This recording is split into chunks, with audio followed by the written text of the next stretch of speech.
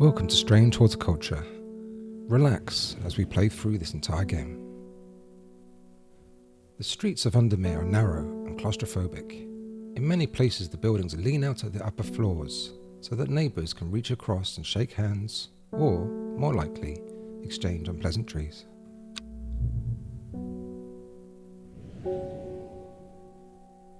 Strange Horticulture is a small shop situated away from the main thoroughfares. It has the advantage of being one of the few buildings at Undermir that stands alone. Plants, you may have noticed, need light, and light is in short supply at street level in this town.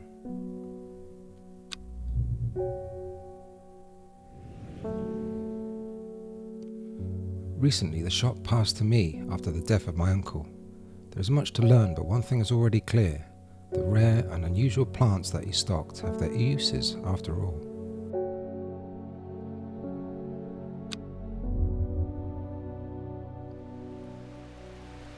Day 1, Friday.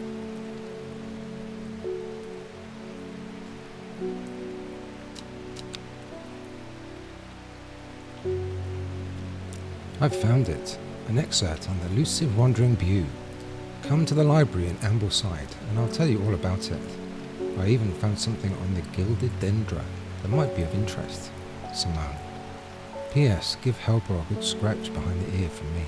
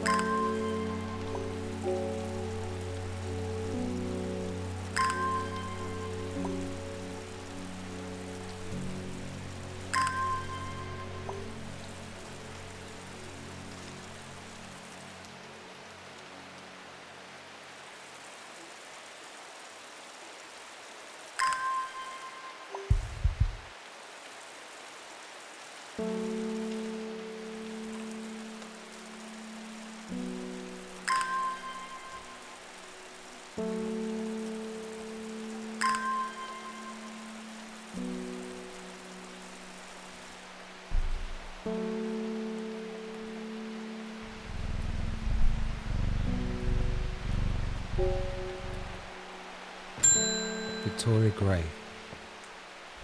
I must have walked past this shop 100 times without ever stopping to look. What a wonderful place to spend your days surrounded by plants. I came here because I have an unusual request. At night I hear whispered voices too faint to hear clearly coming from a floor above me, but nobody lives up there. The rooms are empty. My curiosity got the better of me. I must find out what they are saying.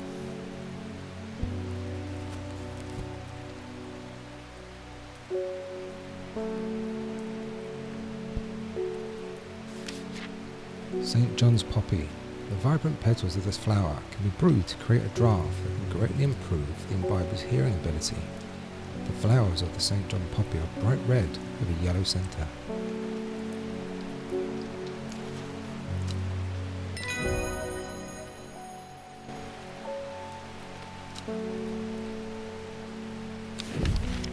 Clavilium.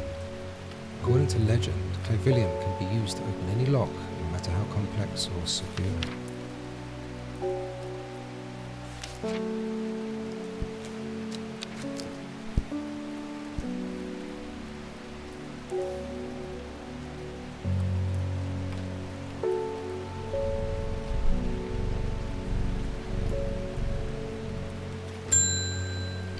David Schaefer. Good morning. Bloody awful weather out there today. Good for the plants though, eh? Got a letter for you.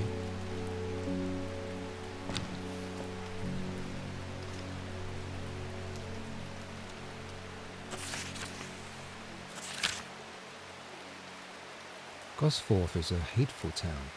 I was beaten and robbed and left to die in the streets.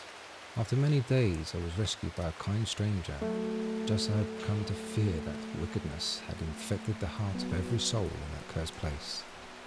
I began my recovery in the woods to the south of the town with a group of travellers. On the northeast corner of the woods, I sat and stared at the bright flowers, and tears flowed down my face at the reminder that there is beauty in the world. I shall be returning to Undermir soon. Warmest regards, Amos Duncan.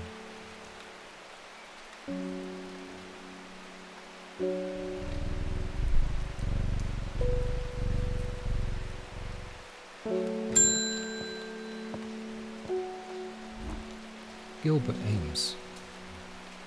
Something's got those witches in the forest stirred up. They're not letting anyone through. I had to take the long way round, down through Back Barrow. I never did trust that sisterhood. Anyway, I'm here now, and I've brought Fennet from the south to trade for some lemon dandy. Hardly worth the trouble, when you factor from the extra miles I've had to come to get here. Lemon dandy. Its curled leaves are thought to be the origin of the name of this plant, supposedly referring to a peeled lemon rind. Among several medicinal uses, the flower of the lemon dandy is mostly associated with curing affections of the heart.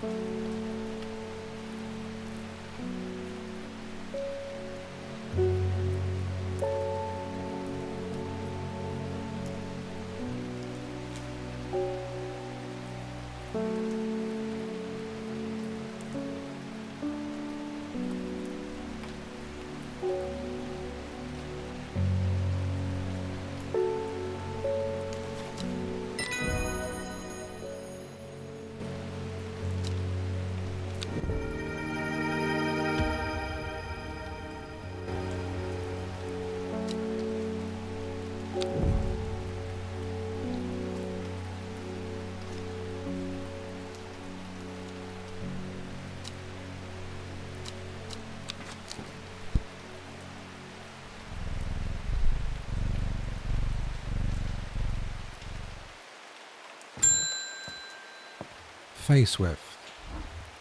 My dreams are becoming more vivid. I saw a woman, her face hidden behind a mask, and next to her a terrifying black skeletal creature. It stood tall, its roving head scanning the landscape, and though it had no discernible face, I could sense a hint of an expression about its features. It seemed to be laughing, but not the joyous laughter of a child, a sickly, horrifying laughter that chilled me like the first breath of winter. These past weeks have been getting worse. I need sleep.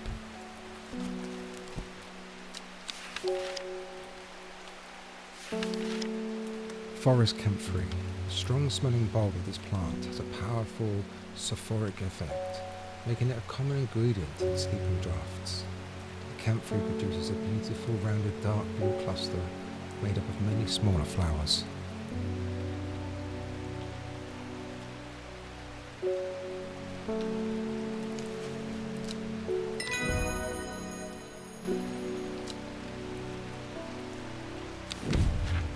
Butterdale.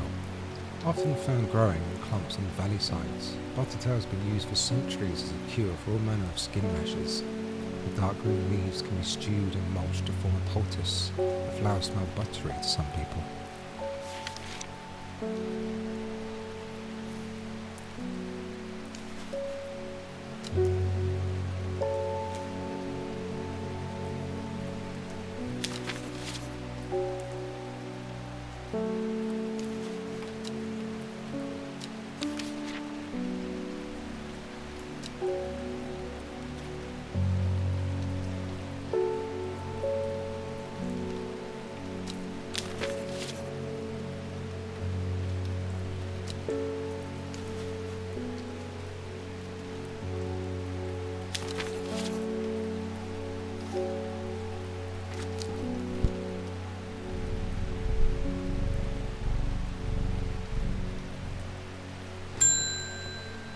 Nora Butterfield.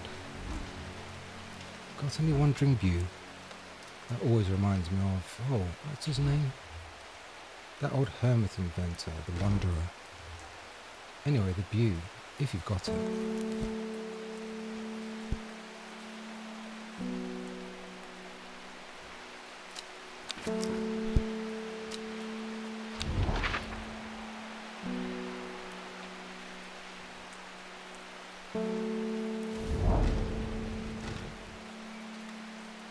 The library here in Ambleside is one of my favourite haunts. Simone, the librarian, is always helpful and friendly and shares some of my passion for unusual plants. Today, she's grinning ear to ear and can't wait to show me what she's found.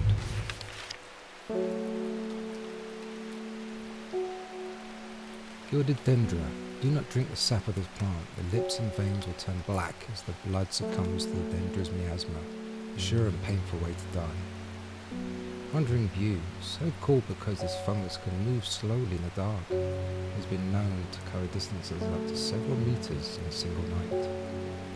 The gills on the underside of this mushroom form beautiful flowing lines. They're also quite hard and sharp, earning this plant a nickname, Finger's Bane.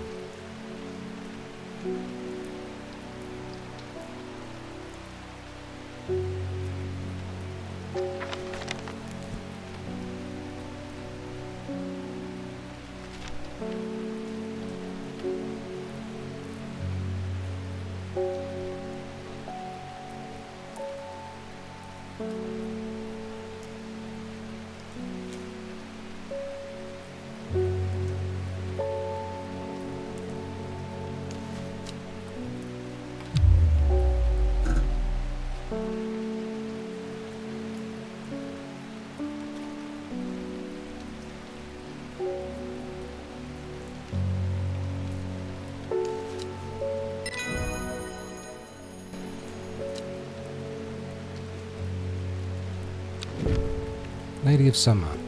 The leaves curl around delightfully, which combined with an attractive flower and a hardy nature makes us a sought-after ornamental plant. Aids with conditions of memory deterioration associated with old age.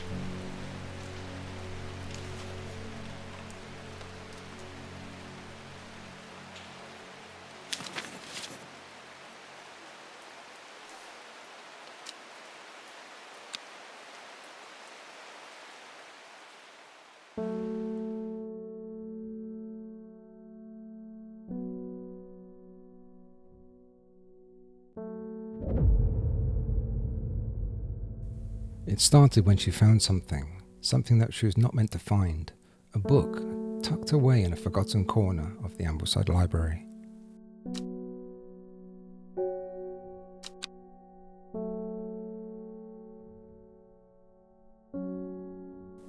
Day 2, Saturday.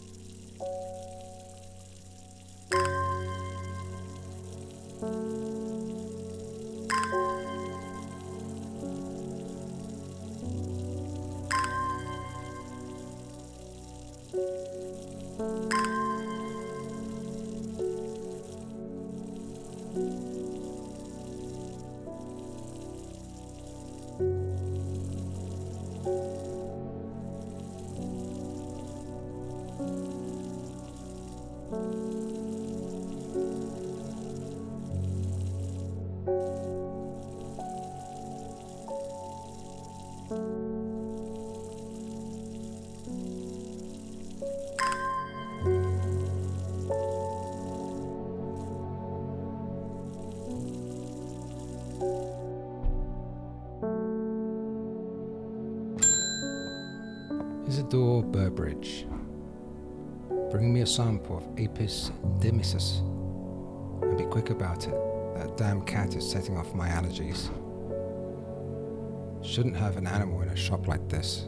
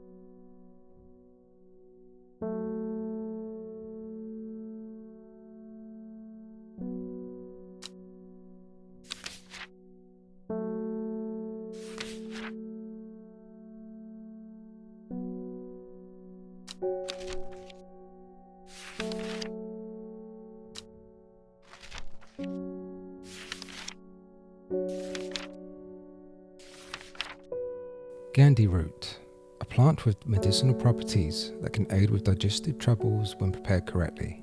Care must be taken, however, as the rough leaves can be an irritant. Only the petals are safe for consumption.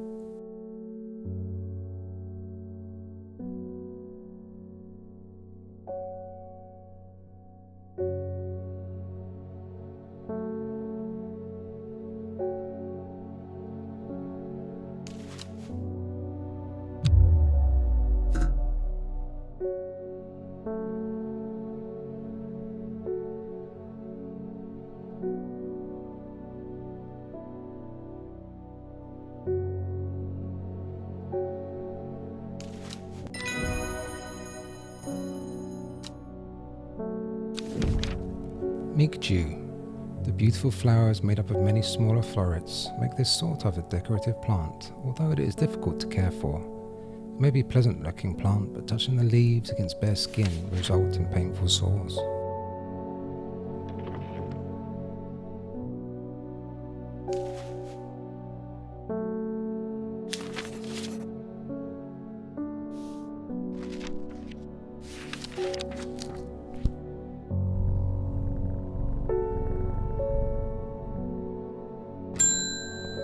David Schaefer.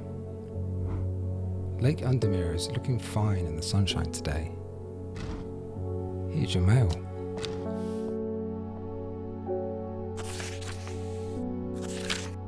There's an old slate mine at Hard Knot that has some interesting looking fungi growing in it. I've never seen anything like them before. They seem to have found a niche in the damp, dark tunnels left by the tramways. I thought you might be interested. Warmest regards, Amos Duncan.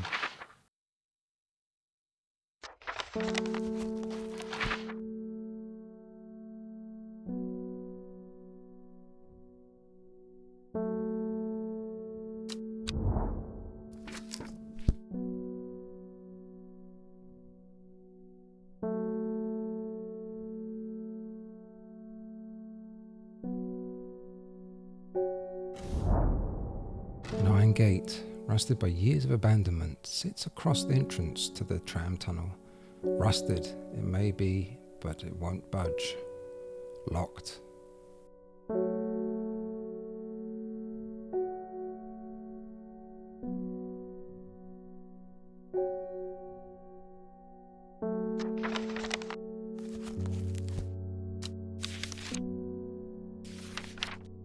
Clavilium. According to legend, clavilium can be used to open any lock, no matter how complex or secure. The heart-shaped leaves have earned this plant the nickname Lovelock.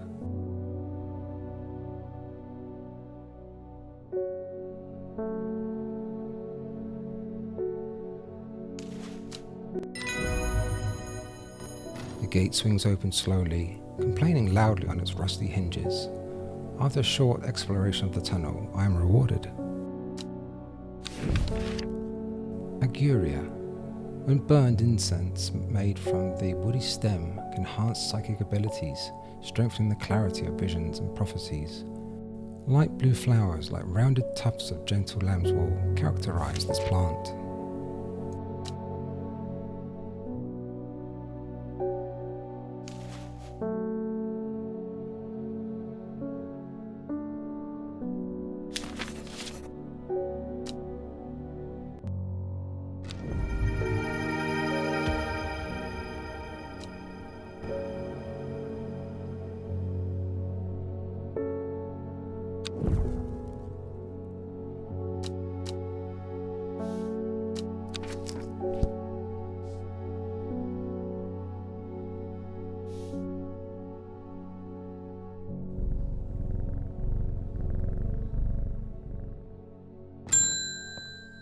Reuben Ward. I'm headed to Grisdale Forest, investigating a possible murder there. Can't say I'm looking forward to it. The Sisterhood are a secretive lot, and they're not keen to talk to me. Their leader, the Arda, or whatever they call her, she's dead. My instinct is they're hiding something. I was hoping you might have some fox button that would help me win them over.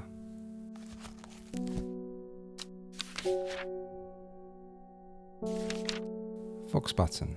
An offering of fox buttons considered by some to represent a contract of friendship between strangers.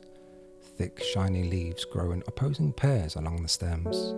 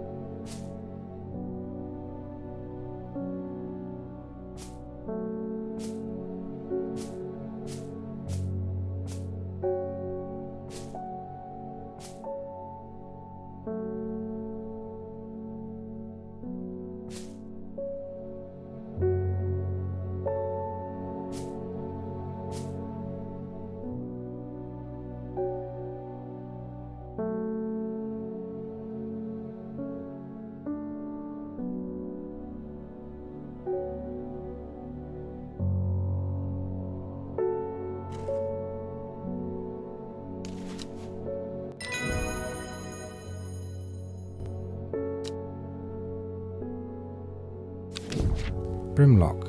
Those suffering from hypothermia can be rescued by a draught made using leaves from the brimlock plant. It has a warming effect that protects against extreme cold. When conditions are just right in the cold of winter, brimlock produces small yellow flowers. The leaves are waxy and tough.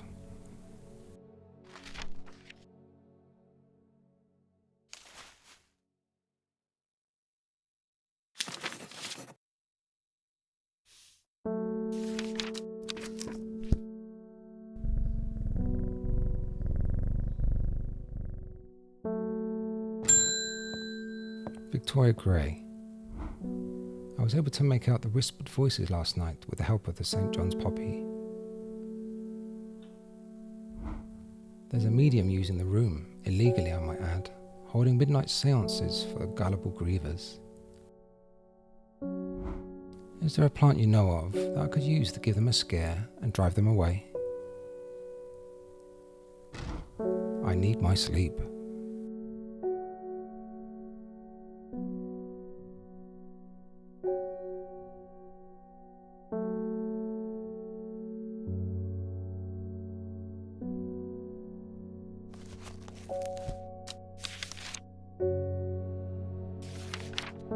Harlequin blue. When the bushy blue flowers' heads die back, they release seeds with a downy pappus which assists in wind dispersal.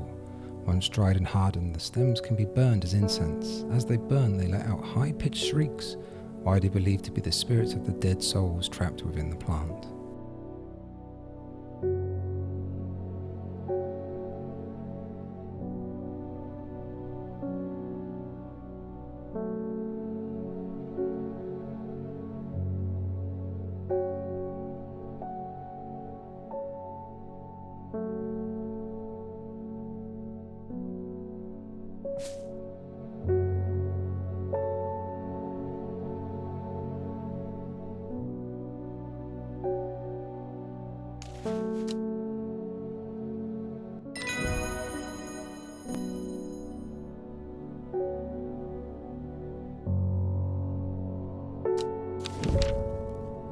Shimmerlung. The dried stem of the shimmerlung burns very brightly and noisily, laying off a near-blinding white-purple light. Flowers grow wrapped in large, ridged leaves.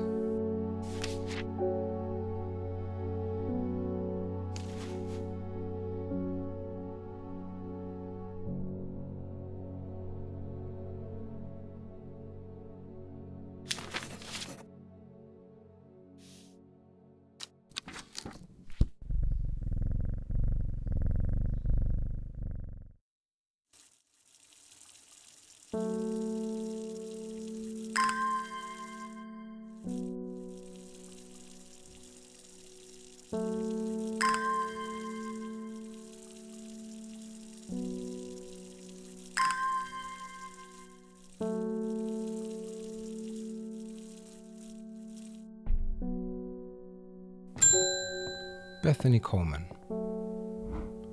You may have heard the rumours that our Ada is dead. May Adriana bring her spirit peace. The nature of her death is unusual. The sisterhood does not often look to outside help, but this is beyond our knowledge. If you show my sisters this letter, they will allow you entry to the forest. To be assured of discretion, we require that you use Mary's breath to bind yourself to secrecy.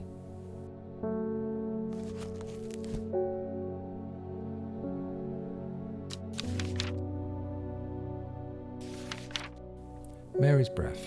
This wide waxy leaves allow this plant to collect the large amount of water it requires. It's said that a person can be bound to secrecy using Mary's breath. It used to be grown in the royal gardens so that the king could ensure the trust of his confidants, but the practice fell out of favour.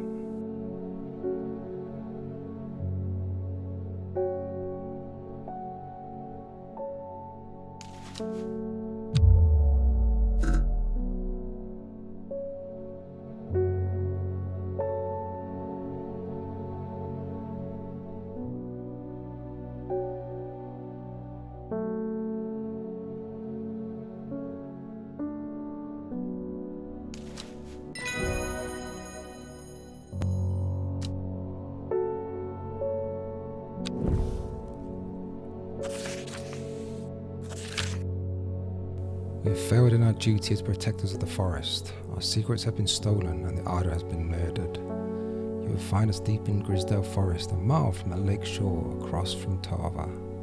Please help us. Yours in hope, the Sisterhood of Adriana.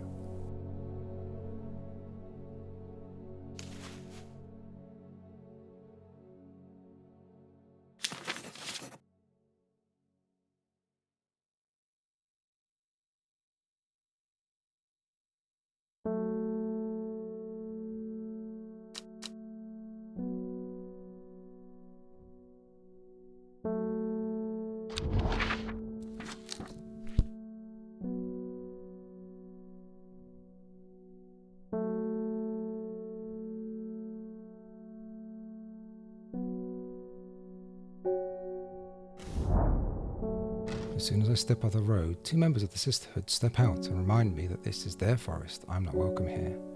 I've tried to show them Sister's letter, but they tell me I'm in the wrong place and move me along without offering any help.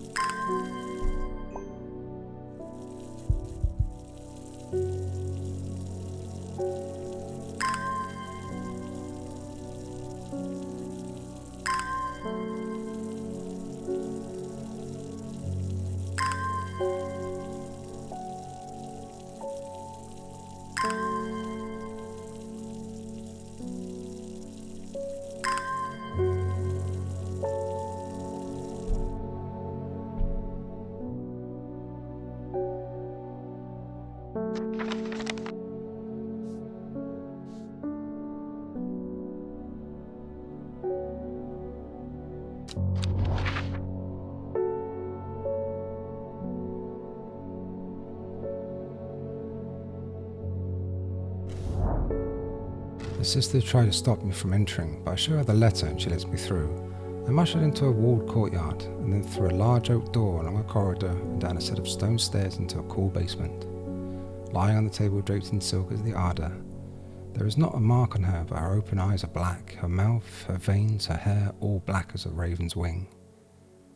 "Do you know what could do this?" asks my escort. I set to work.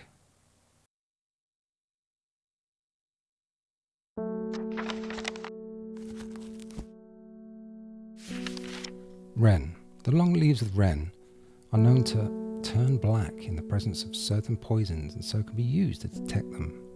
Though it has no flower, it is said to smell unpleasant to those who have known death, and sweet to those who have not.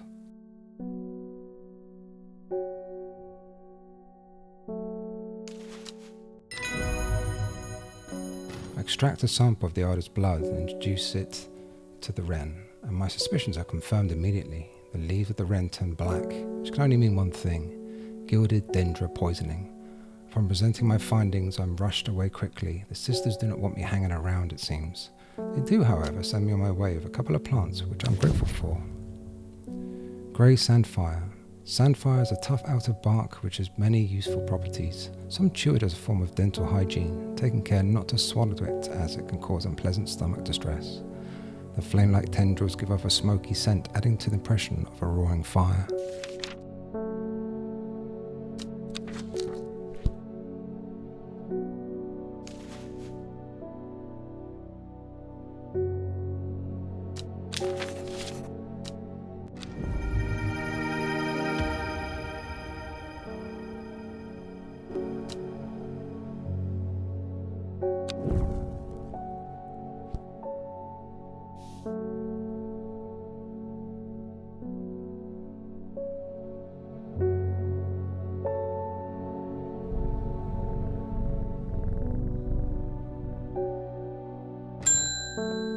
Isidore Burbridge. I'm this close to reporting you, half-wit. The last plant you gave me has made my skin itch furiously. I'll have your little shop shut down and torn to the ground if you don't make this right.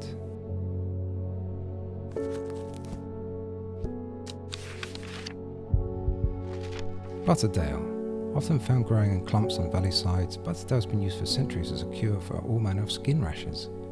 The dark green leaves can be stewed and mulched to form a poultice. The flowers smell buttery to some people.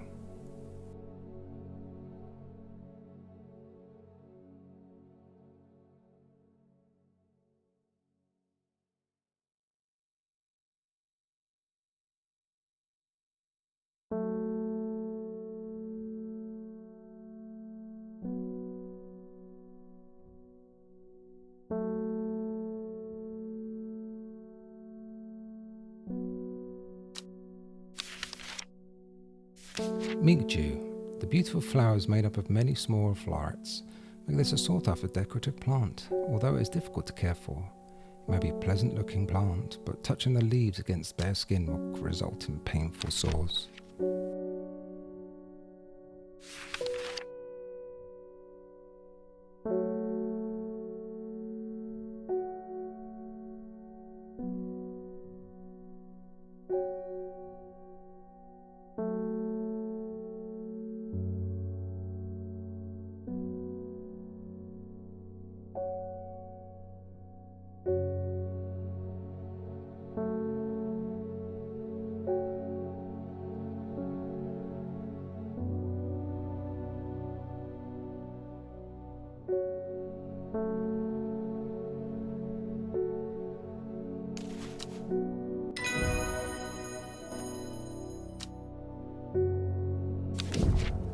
Storian. The dark red fruit should not be ingested under any circumstances as they are highly poisonous, resulting in insanity and then death. A cross-section of the stem shows distinctive triple xylem and phloem of the Storian.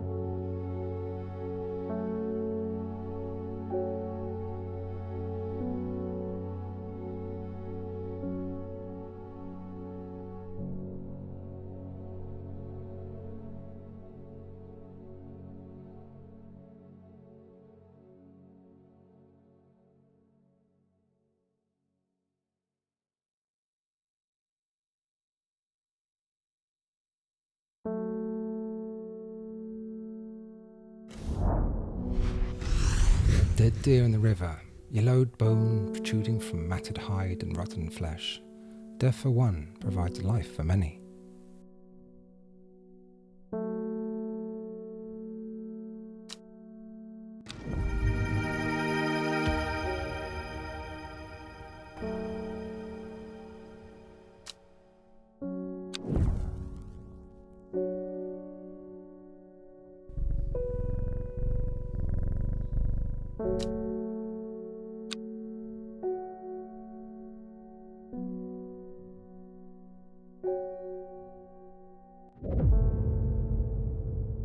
The book both fascinated and terrified her in equal measure, and after studying it for some time she reached the decision she would never use the power she had discovered.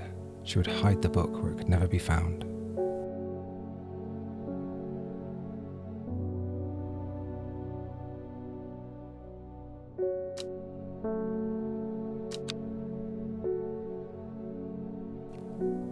Day 3, Sunday.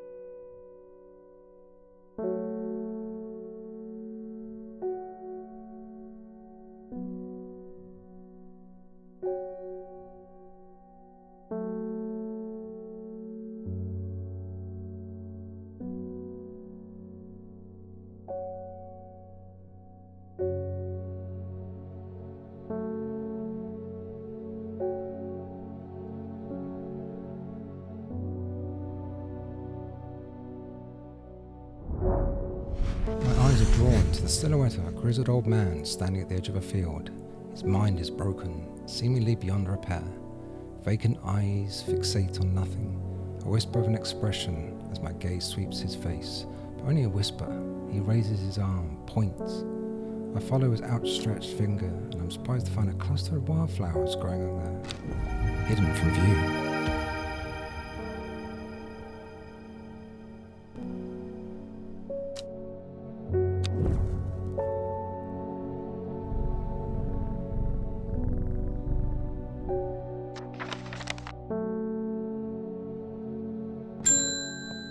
Wilbur Miller. I'm looking for a plant. Lady of what's it? Something or other? I'm no green-eyed dreyer, that's for sure.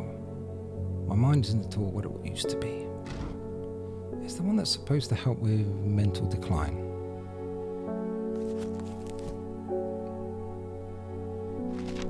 Lady of Summer. The leaves curl round delightfully, which combined with an attractive flower and a hardy nature makes this sought-after ornamental plant, aids with conditions of memory deterioration associated with old age.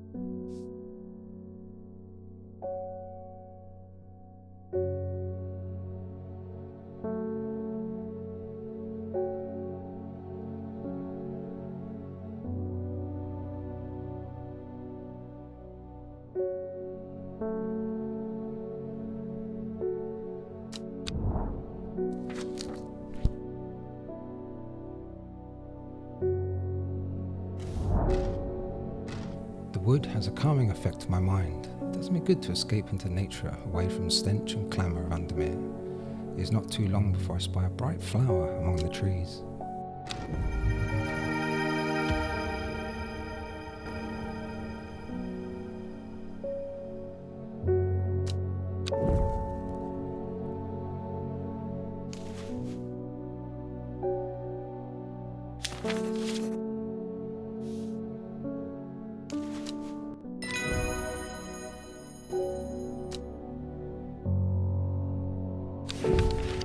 Fernet. Chewing the tough roots of this plant is said to ease gastric distress and reduce anxiety. It has long, soft leaves.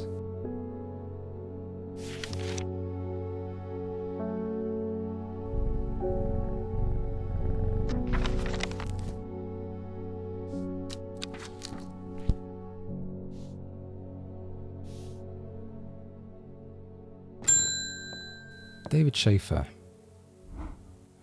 They're saying the art has been killed. I know a lot of people don't trust that sisterhood, but it seemed to me that the art always looked out for the less fortunate.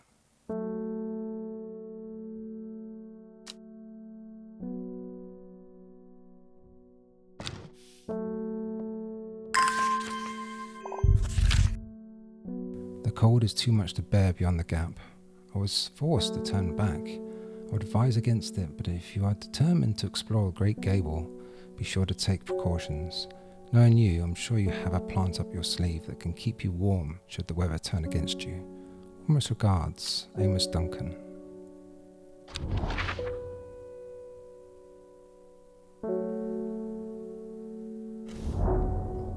After several hours of arduous hiking and scrambling, I'm still some distance from the summit. I'm freezing cold and ready to head home. I should do the sensible thing and turn back down the mountain. Unless...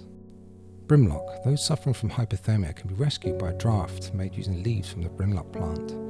It has a warming effect that protects against extreme cold. When the conditions are just right, the cold of winter, brimlock produces small yellow flowers. The leaves are waxy and tough.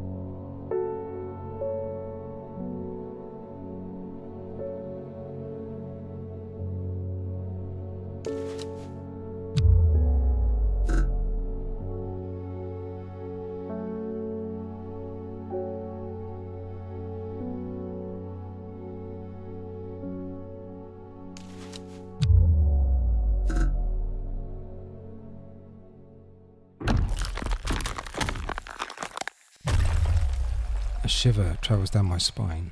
My mind is broken.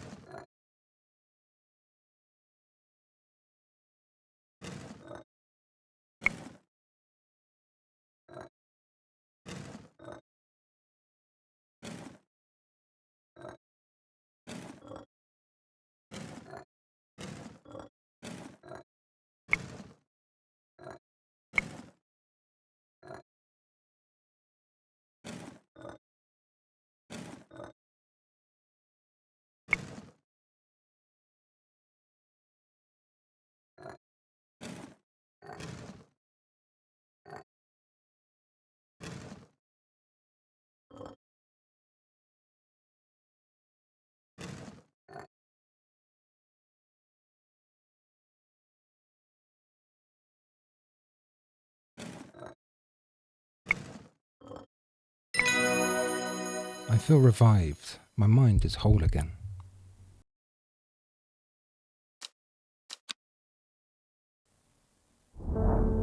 Day 3, Sunday.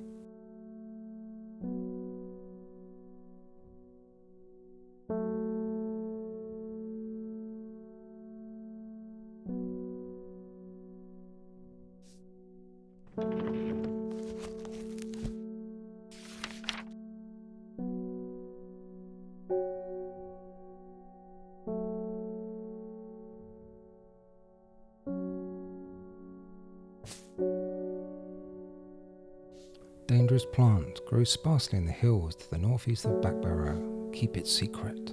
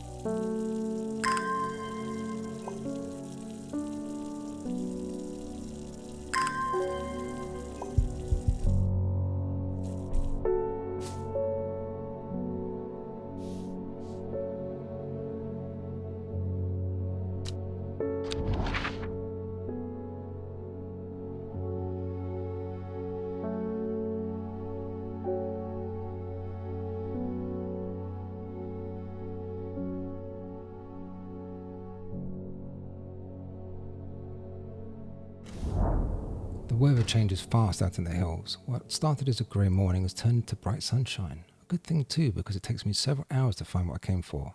By the time I'm done, the cloud is sweeping back over, a cloud of unwelcome shade.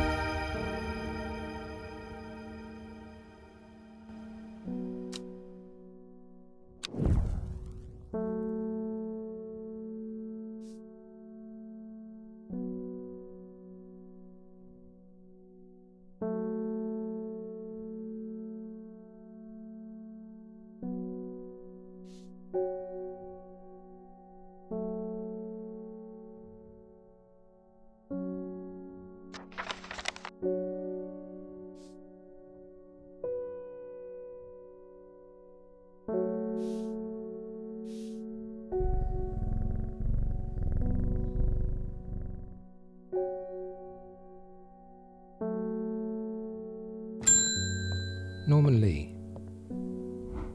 This plant is cursed. It's brought me nothing but sorrow.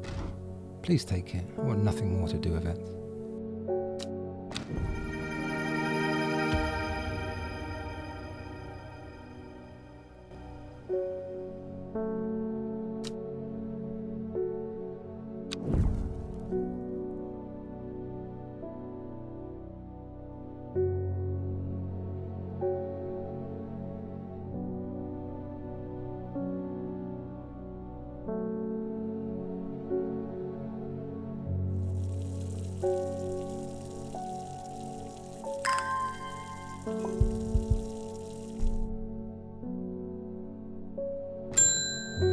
Simone Green.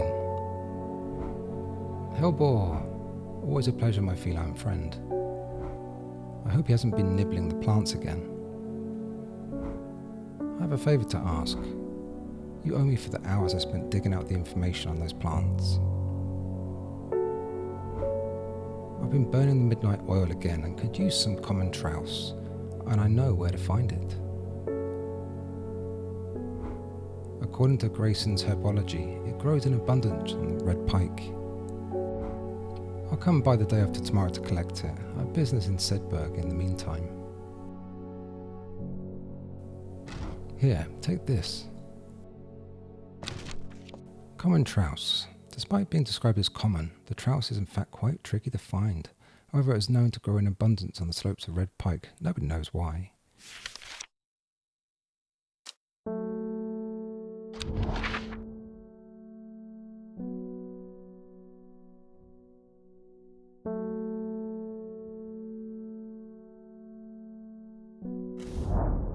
I enjoy a pleasant stroll up the fell. The going is easy, the weather agreeable, and the view's majestic. I don't have to look far to find what I'm looking for.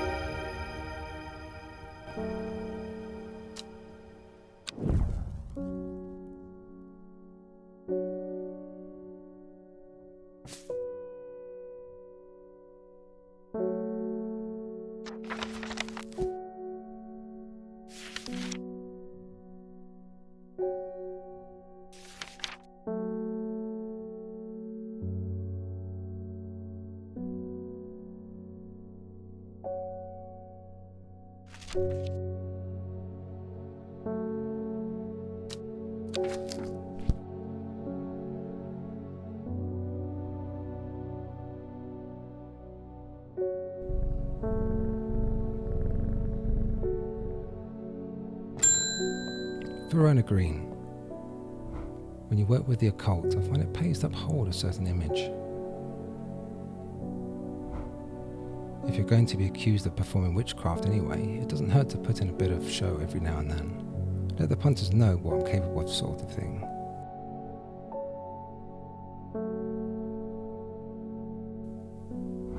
Long story short, I may have threatened to turn a small boy into a toad, and that little bugger called my bluff. Oh, don't look at me like that. You know what little boys are like. I can assure you he deserves to be turned into a toad. Anyway, I think a little display is needed to discourage this sort of behaviour in the future. Have you got any shimmerlung?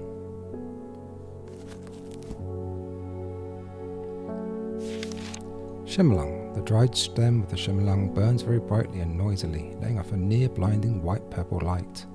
Flowers grow wrapped in large, ridged leaves.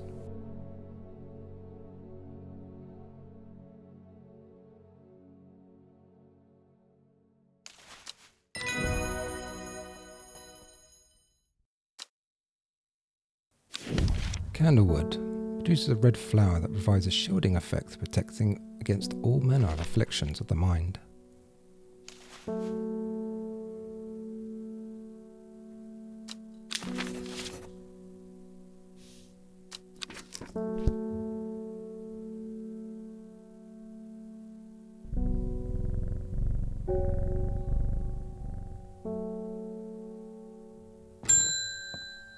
Ruth Douglas. There's a beautiful plant that I've been looking for all over, but nobody seems to have any. Something? Monk brew? I'm not sure. I do know that you shouldn't touch the leaves though.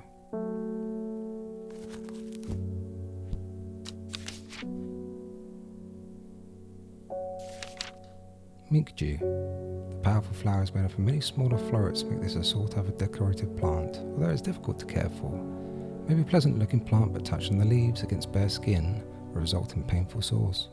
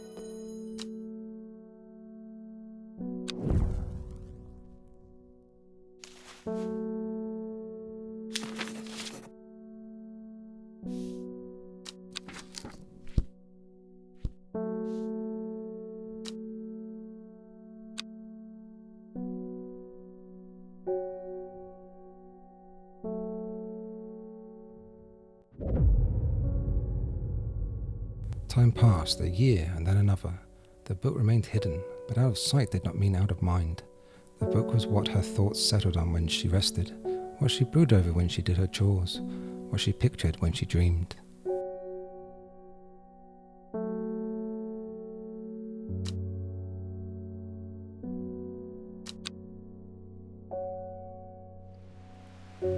4, Monday.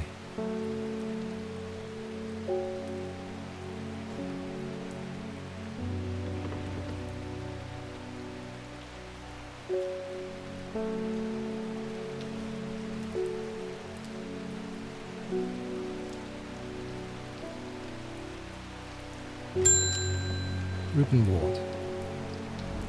The fox button was no help, I'm afraid. The sisterhood still refused to speak openly with me. Not that I have the time to pursue it properly. I'm rushed off my feet this week. There's been a body found up at the Swinside Stone Circle, and apparently it's a grisly one. Don't suppose you've got anything to help keep my lunch down? My stomach's never coped too well with the grisly ones.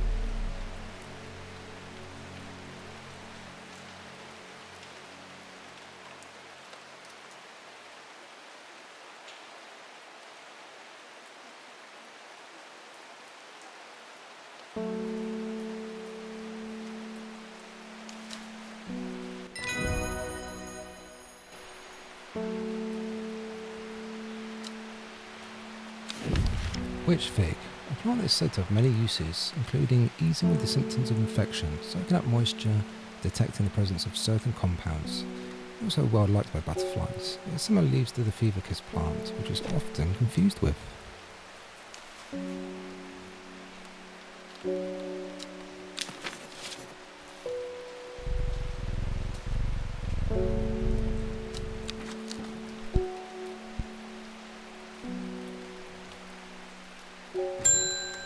David Schaefer.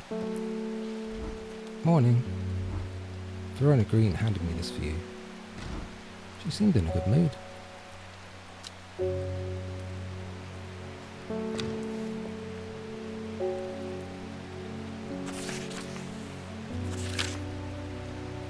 I meant to tell you this yesterday, but it slipped my mind. I discovered a plant on a recent trip to Grisdale Forest, just northeast of Rosslyn. It was like nothing I've ever seen before. I would have brought it back with me if the sisterhood had given me a moment alone, but they seem overly protective lately. Kind regards, Verona Green.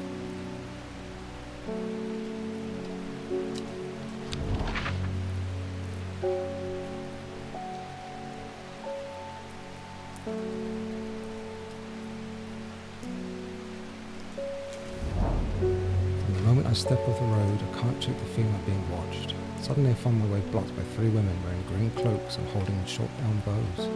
Nobody may wander freely throughout the forest by order of the Arder, says the leader of this trio. I turn to walk back, but then again I have a few tricks up my sleeve.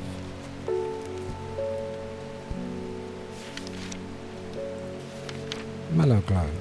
Among other uses for this plant, the most remarkable is it can allow a person to pass unnoticed.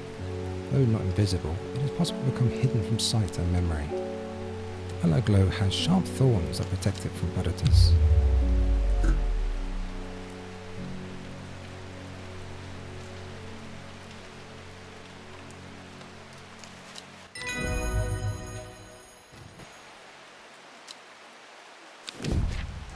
Cabelia, a rare plant that is believed to help the dead find peace in the afterlife. Those who can afford it place wreaths made from it on the graves of their loved ones. Cabelia flowers almost always contain 6 petals. Finding a 7-petal flower is considered to bring good fortune.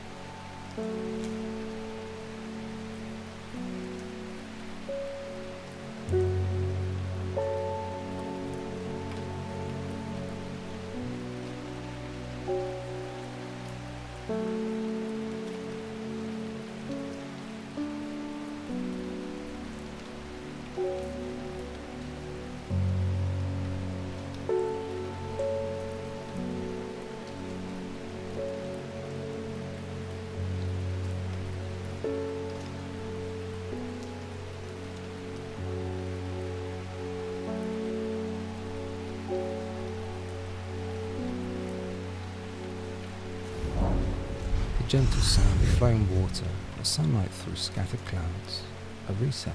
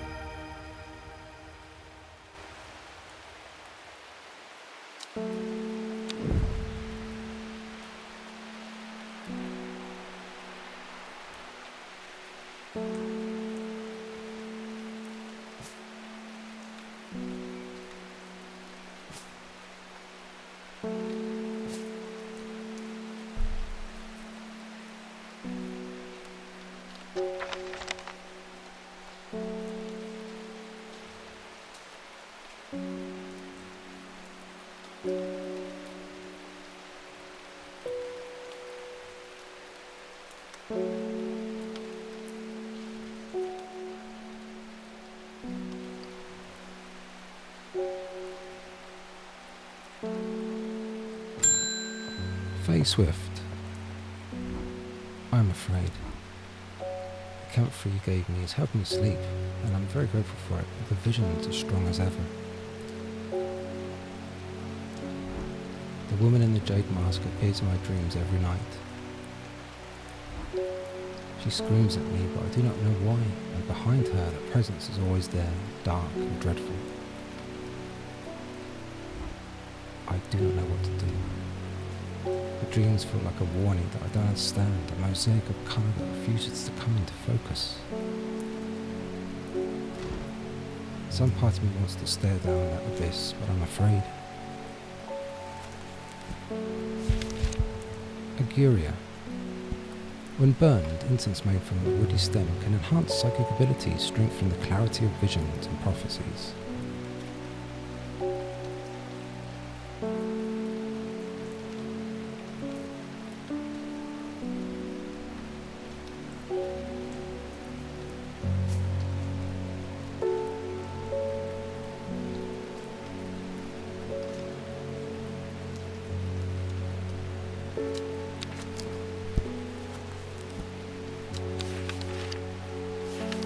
Candlewood produces a red flower that provides a shielding effect, protecting against all manner of afflictions of the mind.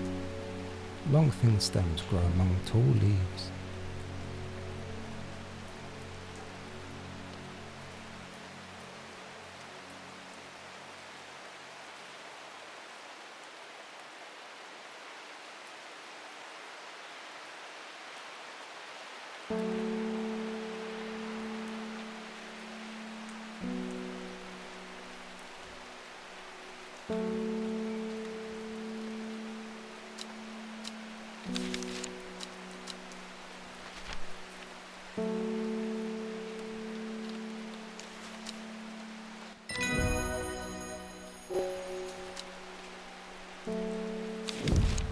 Waryless. Waryless is an aptly named plant. Inhaling the smell of the flowers is said to help ease symptoms of anxiety.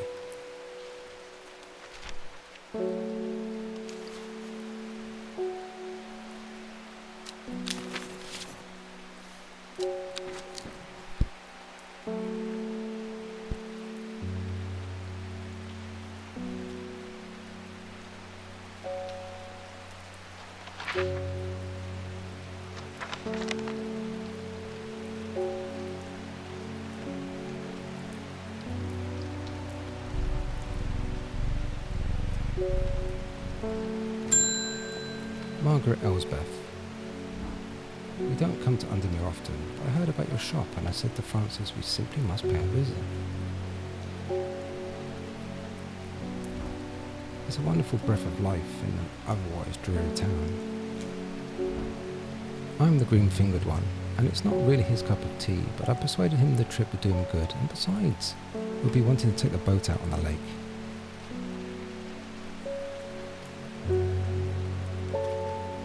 Shame about this awful weather, though.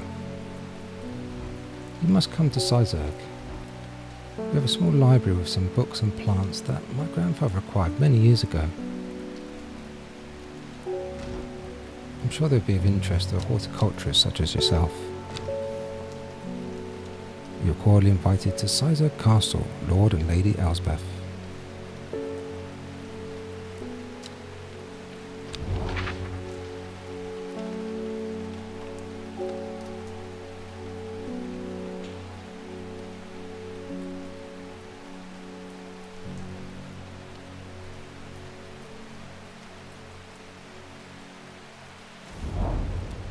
I'm greeted enthusiastically by Lady Elsbeth herself. She was very talkative and had many questions on horticulture. I do my best to answer as she takes me on a tour of the gardens. "You must take a sample of this back with you," she exclaims, pointing out a plant I do not recognise. But before I can stop to take a look, she has already whisked me on the next, and this one too. I am quite exhausted by the time we make it to the library, and I don't have time to make it as thorough a study as I'd like. Nevertheless, I'm able to find an interesting entry that I note down. "Don't forget these," Lady Elsbeth cries as I make her leave. She thrusts a plant from her gardens into my hands, and I thank her warmly. Fever Kiss. The red berries provide an energy boost that lasts for several hours.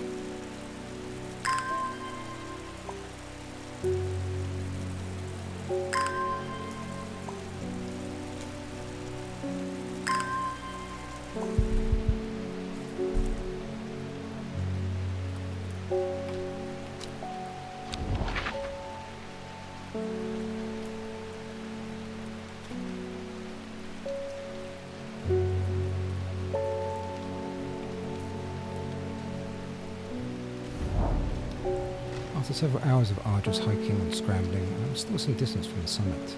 I'm freezing cold and ready to head home. I should do the sensible thing and turn back down the mountain. Unless...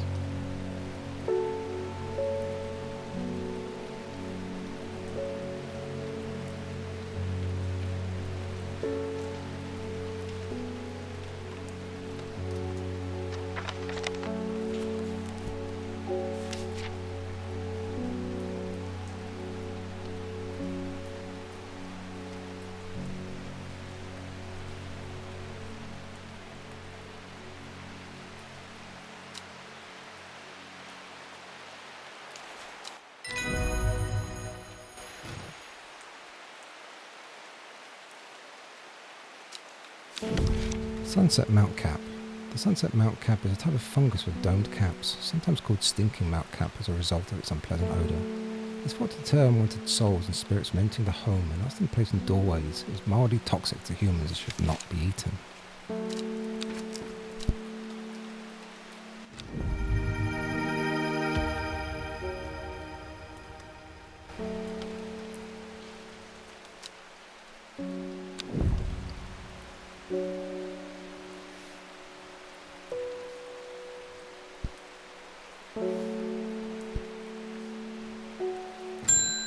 Francis Everton.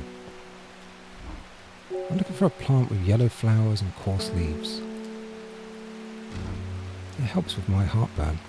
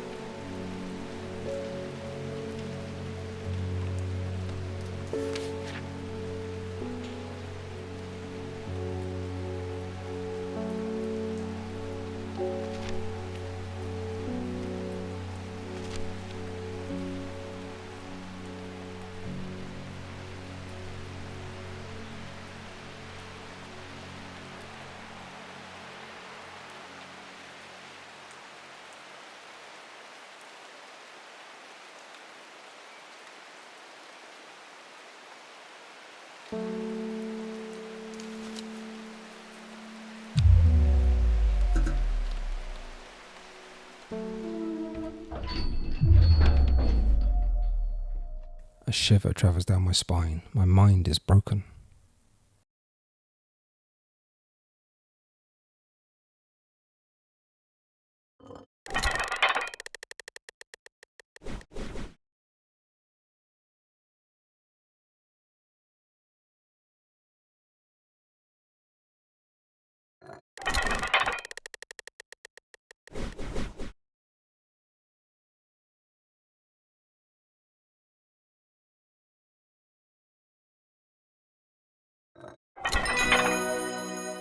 I feel revived. My mind is whole again. Day 4, Monday.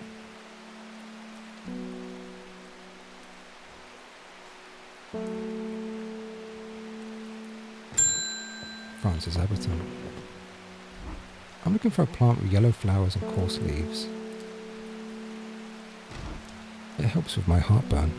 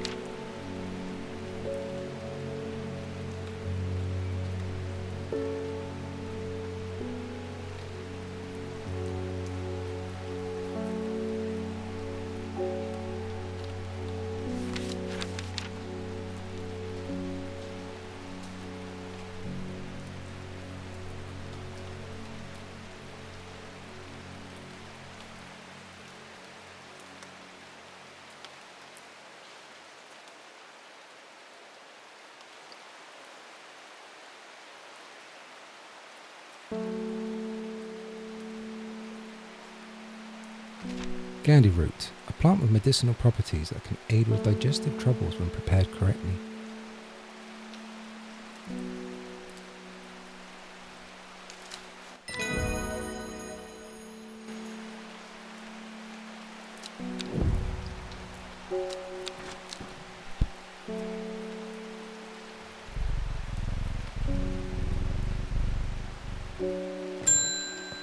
Selena Scott.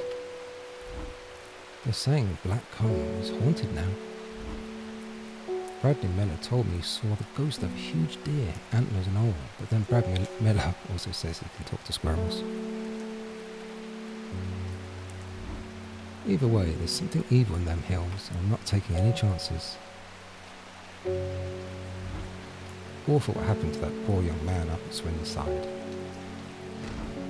I've come here for some stinking mount cap.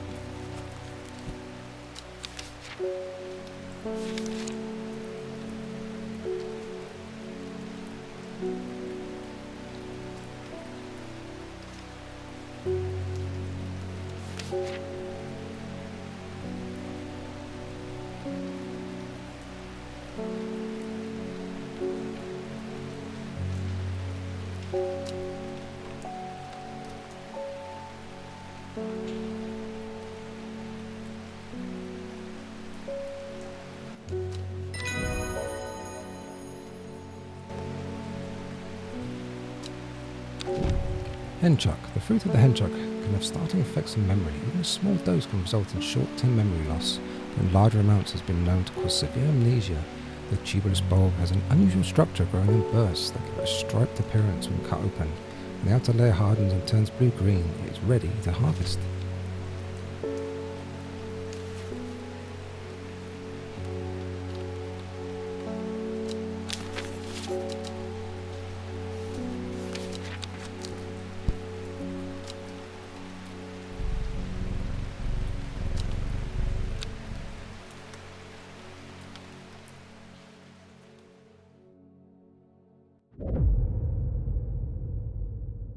At 15, her mother, strong, dependable, loving, was struck down by typhoid.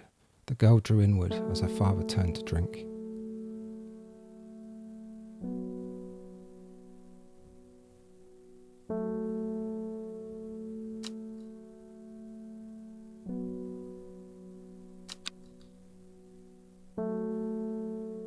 Day 5, Tuesday.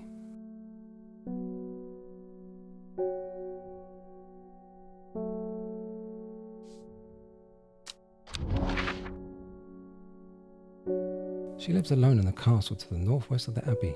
She buried her husband 3 miles to the east, where the Everheart grows.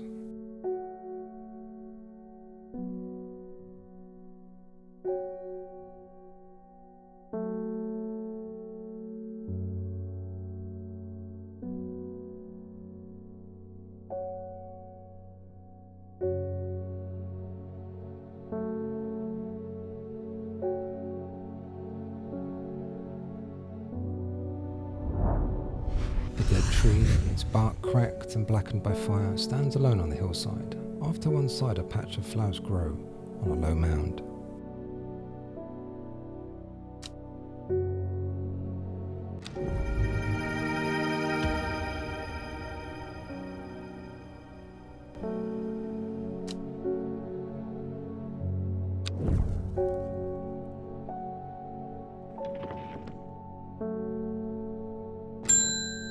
Faye Swift, what have you done to me? I see the woman in the jade mask everywhere. And that creature that stands over her shoulder, I almost feel like I can sense its desires. It is afraid of the sisterhood, that much is clear. It will lay waste to them. So much death, but it can be avoided with Arjuana's protection. I do not know if I'm awake or asleep even now. I feel the darkness tearing at my mind.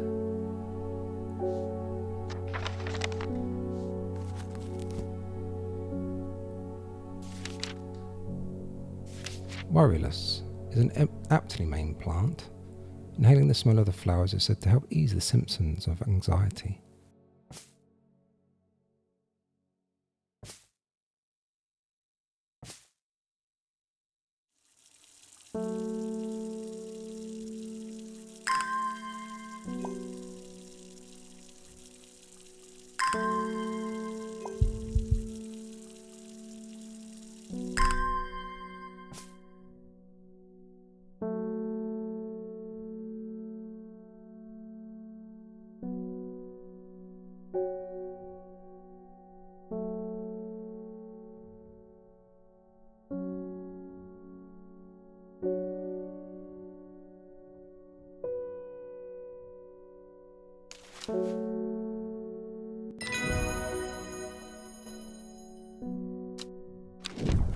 Hop Heart. Inhaling smoke from burning the dried leaves of this plant can provide pain relief. Firm leaves grow up their stems, leading to blue flowers.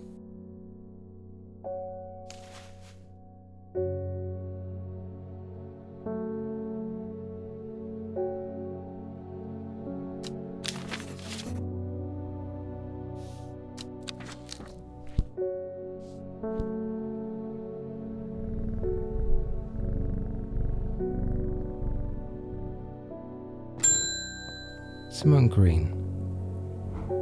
I met a strange man on the road to Sedberg not 2 days ago. Stranger still, he asked for you. He said he had something for you, don't ask me what. So I told him where to find you, but he looked stricken when I mentioned Undermir. He said he doesn't come near towns at all if he can help it. He was headed west at least, I think he was. He said he was looking for the Winster Spring. I'll write it down for you. Anyway, that's my news. Did you manage to find the plant I wanted?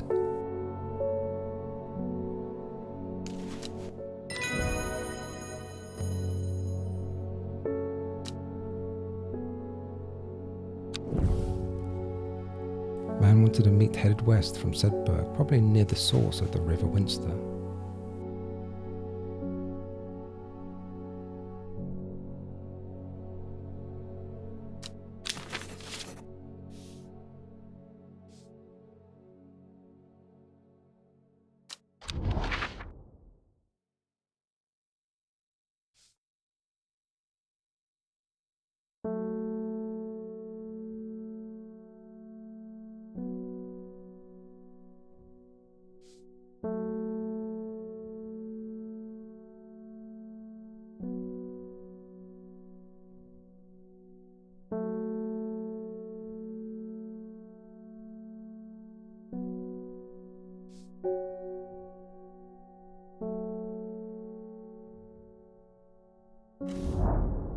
The hermit's camp is easy to find, nestled between two boulders above the spring. The cold remains of a fire ringed by stones is the only immediate sign that anyone was here. I call out, but there's no reply. The hermit's not here. A more thorough search of the campsite yields something interesting. Tucked off to one side, I discovered some broken pieces of wood arranged on the floor.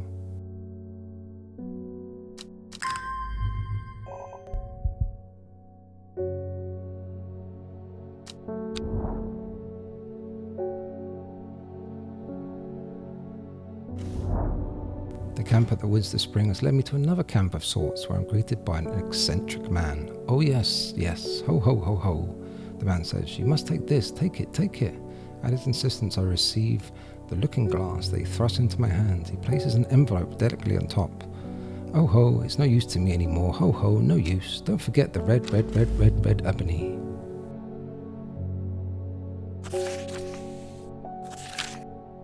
It is said that the red ebony plant has the property of uncovering that which is hidden or secret. I have perfected a device designed to use extract from the plant in concert with a viewing window in order to permit the user to see magics otherwise invisible to the naked eye.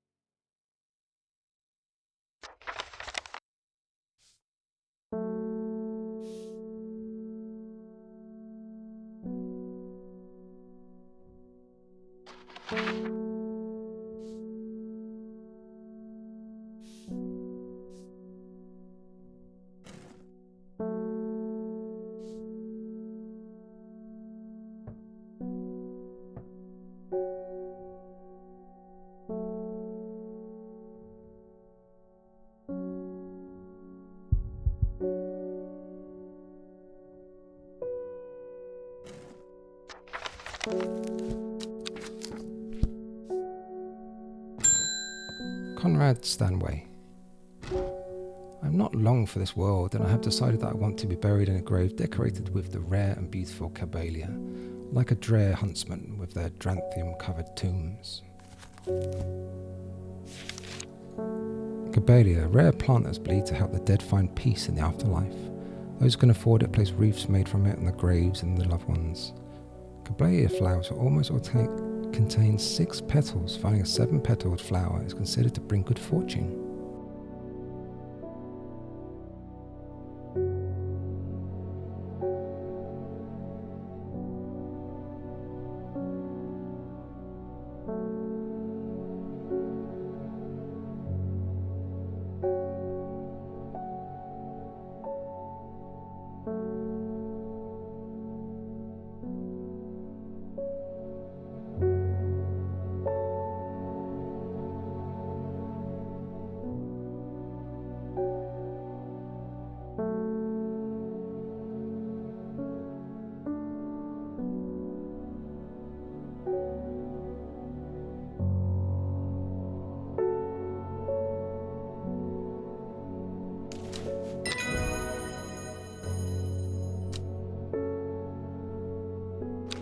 Eyebright. Take care not to touch its brightly coloured thorns. They will do no lasting damage, but they contain a small amount of venom that will cause severe pain for several days after. A plant that only grows to the south in the warmer climates, where they call it Loth, after the long dead king, known to improve eyesight at night, even in the darkest places.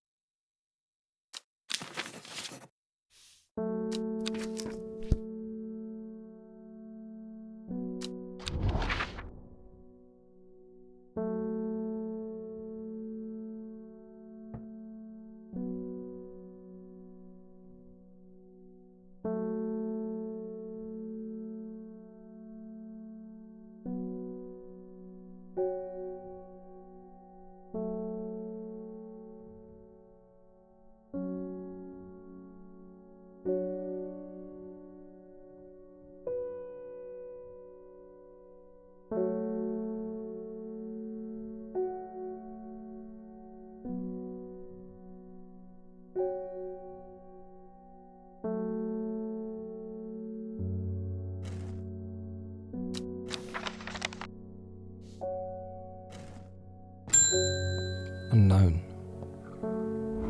Your reputation is growing, horticulturalist. I hear you're the person to come to for plants that are difficult to acquire. My head feels like it's been torn in two lately. I'm looking for some hop heart.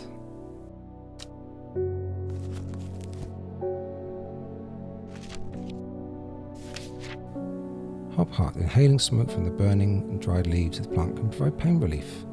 Firm leaves grow up the stems, leading to blue flowers.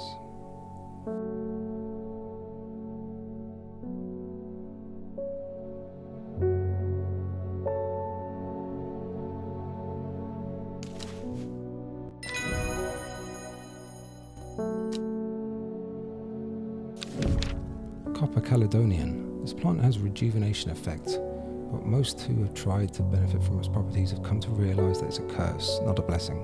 Though you may appear younger, you will quickly become more frail and brittle.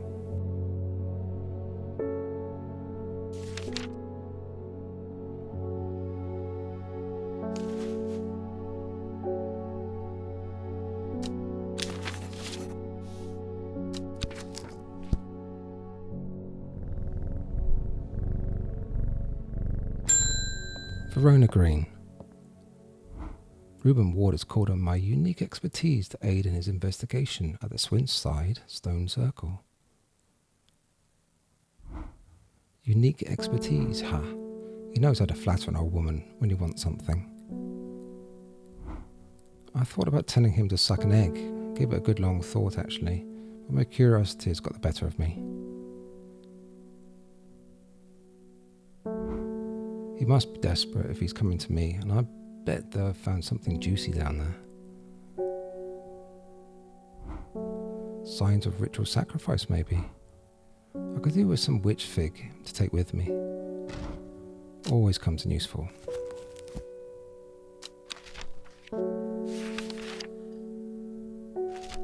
Witch fig, a plant that is said to have many uses including easing the symptoms of infection, soaking up moisture, detecting the presence of certain compounds. It is also well liked by butterflies.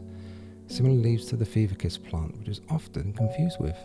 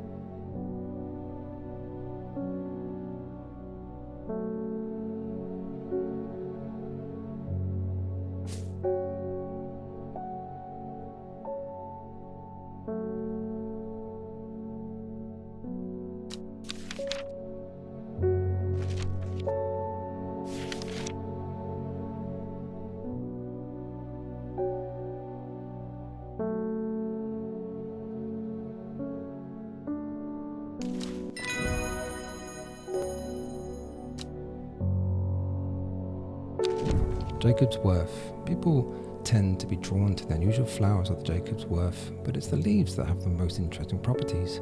It said they will point the way towards any person you wish to locate and have been used successfully to find many lost wanderer out on the fells.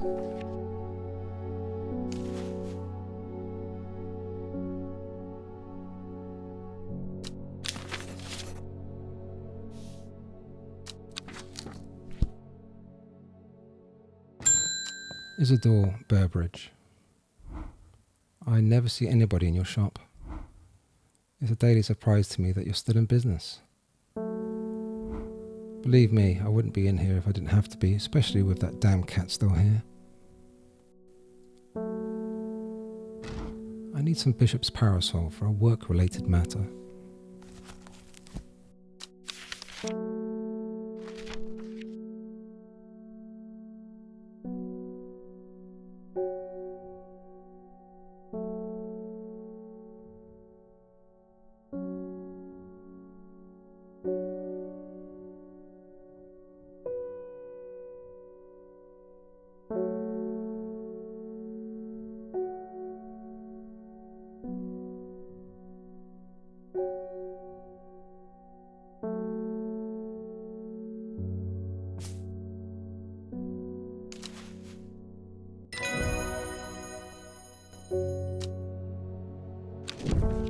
Royal Gentier. Sometimes called Everheart, the pink flowers of the Royal Gentier are made up of two large kidney-shaped petals. One of the few known ways to release the blind of swift snare is to apply a paste created from the sap of the Royal Gentier.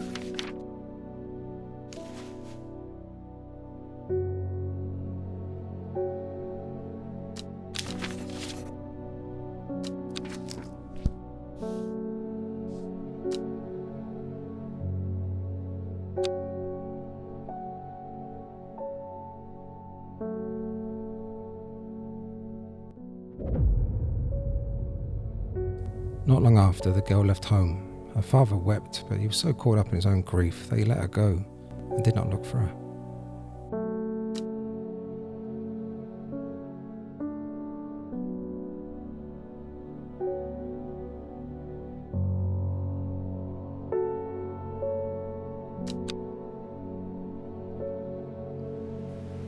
Day 6, Wednesday.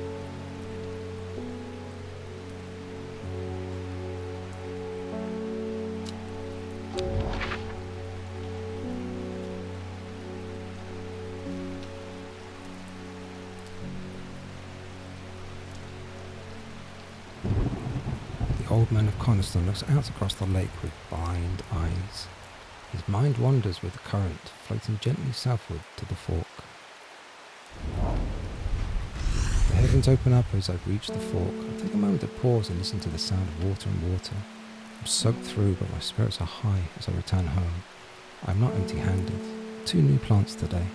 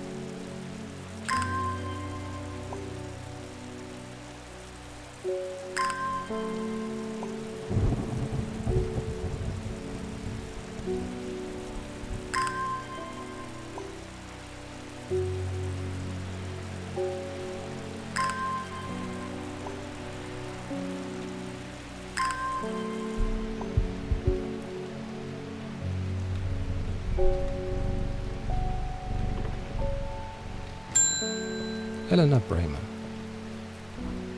The insects make the salt marshes uninhabitable. People stay away and not much grows there, but I know where to find an unusual plant. I've drawn you a map in case you decide it's worth your time.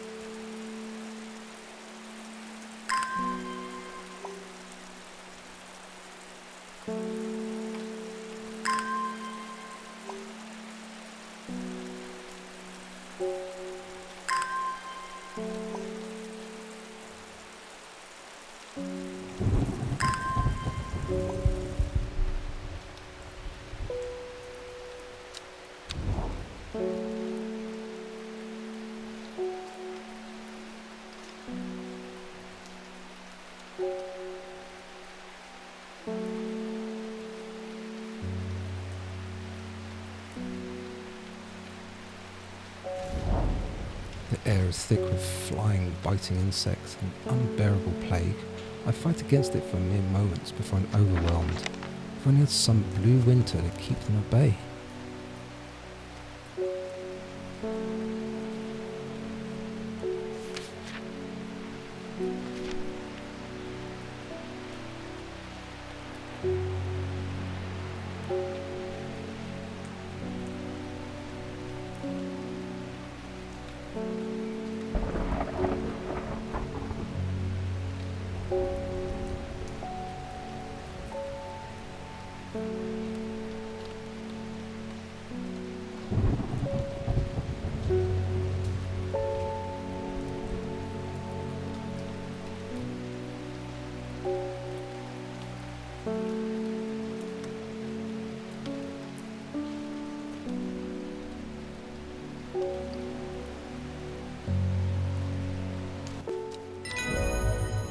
The blue winter saves my skin, but the swirling mass of insects is so thick in places that it's hard to see. At length I come across what I came for and hurry away. Dranthium, a plant with powerful mind-altering abilities. Those who inhale smoke from the burning, its long sharp leaves, elevate their awareness to levels otherwise unachievable. Some know Dranthium as Green Eye.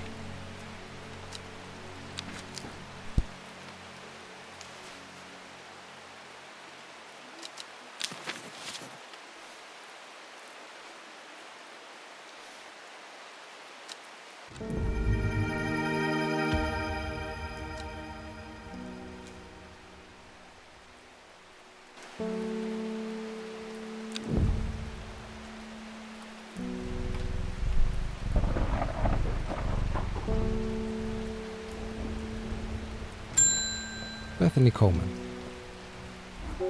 Thank you for your help and discretion earlier. The sisterhood is grateful, but the news that the eye was poisoned with gilded dendra has everyone worried. The temporary acting ardour is panicking. I probably shouldn't be telling you this, but one of the sisters has gone missing. A runaway called Thea, that we took in a few years ago. We're trying to find her, and Sister Charlotte remembered that the Jacob's Worth plant is said to help locate people.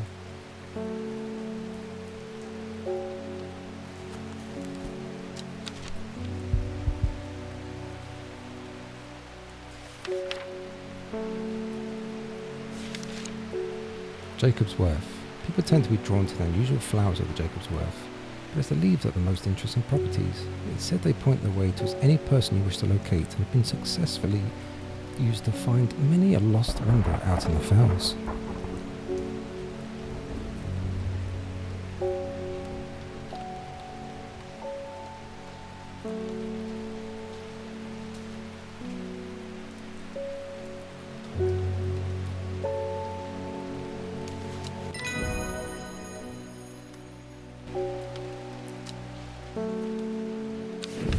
Solomon's Sceptre, also known alarmingly as Hell's Gate and sometimes Solomon's Scorn. The flowers of the plant are commonly used in witchcraft and other satanic practices. Many sweet-smelling small flowers grow along the stem.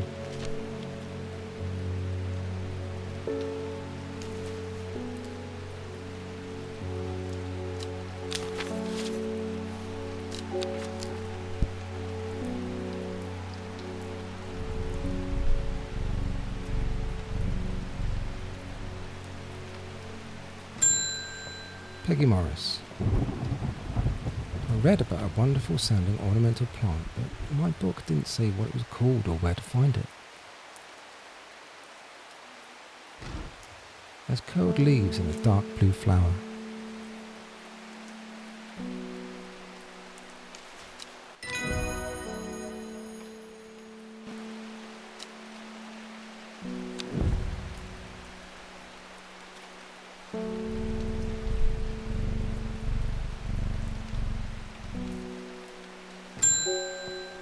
Ines Elford. I've had our eye on you for some time now. Join us. Praise the Dendru.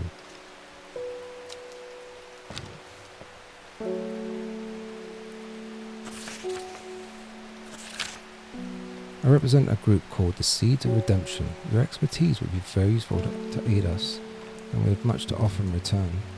And let us know we can count on you by leaving a single St. John's poppy flower outside the Sedgegill Church before Friday. Do not make the mistake of ignoring us. Praise the Dendru.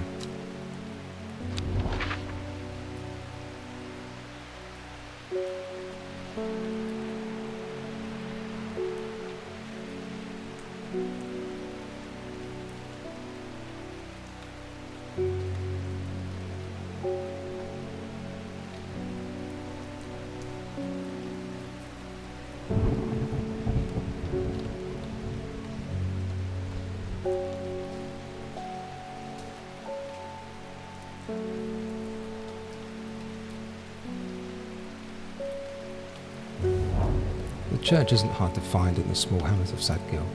This must be the place.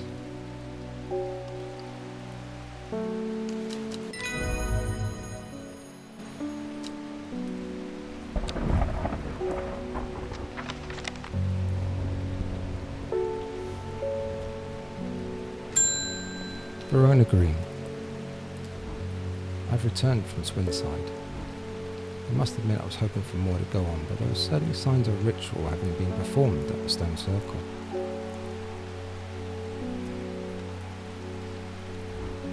And the poor victim, well, the less said about him the better. Reuben had it right though, Grizzly. I had the beginnings of a theory, but I'd like to run some tests on a sample of gilded dendra. Gilded dendra. Do not drink the sap of this plant. The lips and veins will turn black as the blood succumbs to dendra's miasma. A sure and painful way to die. The poison is so potent that even touching the leaves of this plant can be painful.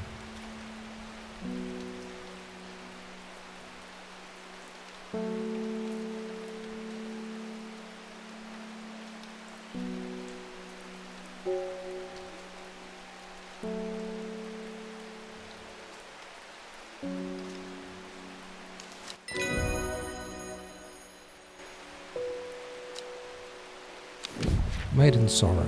Rubbing the soft leaves of this plant between one's finger and thumb is said to help prevent the mind from wandering, providing a focusing effect.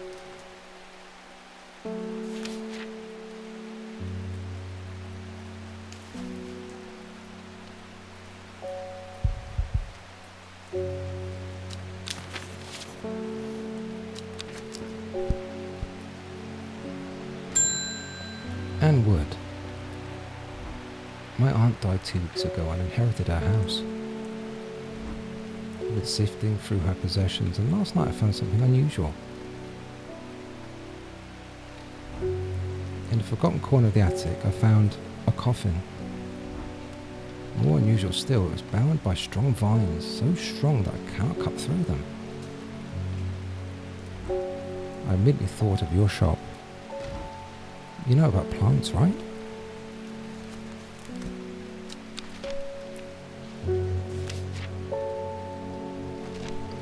Royal Gentian, sometimes called Everhard. The pink flowers of the Royal Gentian are made up of 2 large kidney-shaped petals. One of the few known ways to release the kind of swift snare is to apply a paste created from the sap of the Royal Gentian.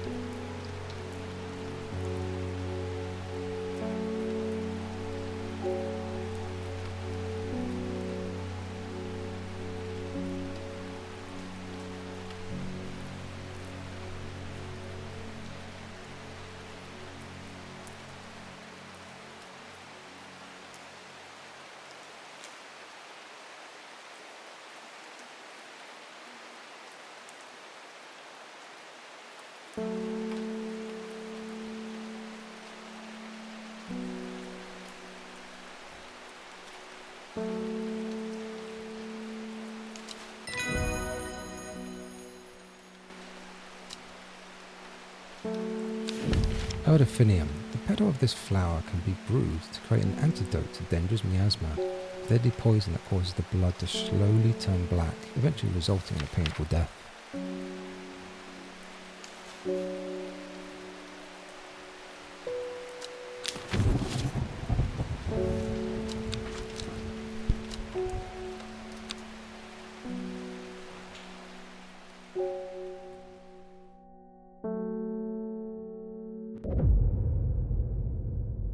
Before she left, she returned to her hiding place and carefully retrieved the book, her excitement building as she did. She couldn't articulate what was so alluring to her about the book, but by now it had become an obsession.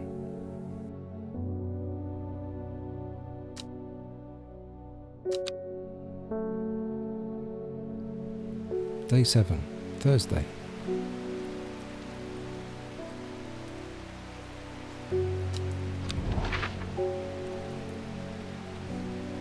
Five miles south of the tallest but one, it grows in peace in the midday sun.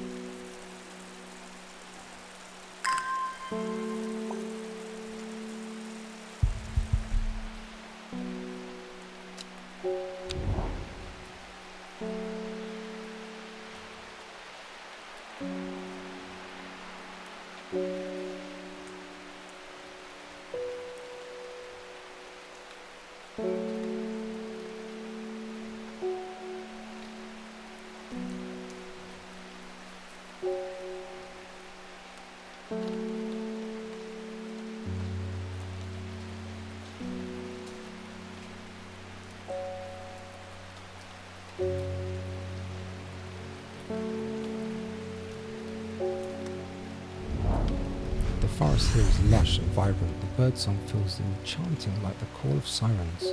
Nestled in undergrowth under the shade of a birch tree, a plant grows.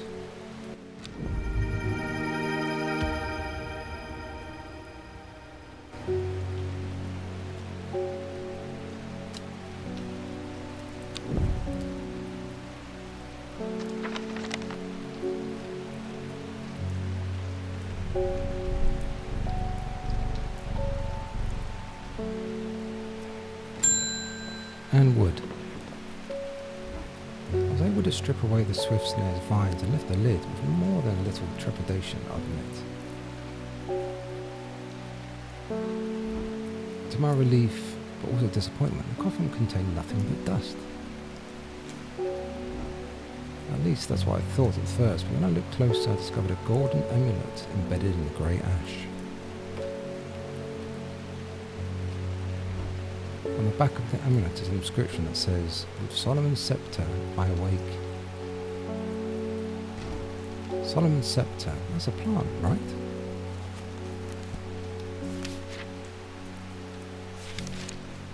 Solomon's scepter, also known alarmingly as Hell's Gate and sometimes Solomon's Scorn, the flowers of the plant are commonly used in witchcraft and other satanic practices. Many sweet-smelling small flowers grow along the stem.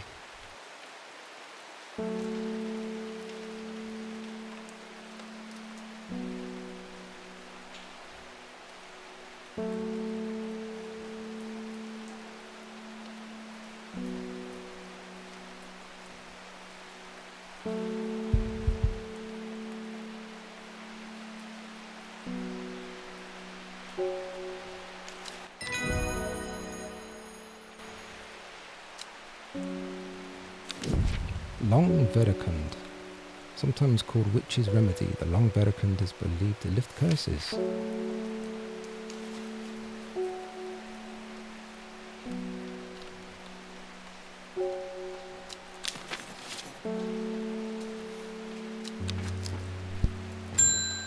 David Schaefer. I heard a shepherd got killed by some wild beast up near the Swinside Stone Circle. They say it slaughtered half his flock as well. People around here don't seem too bothered, but it's got them panicked down Foxfield Way.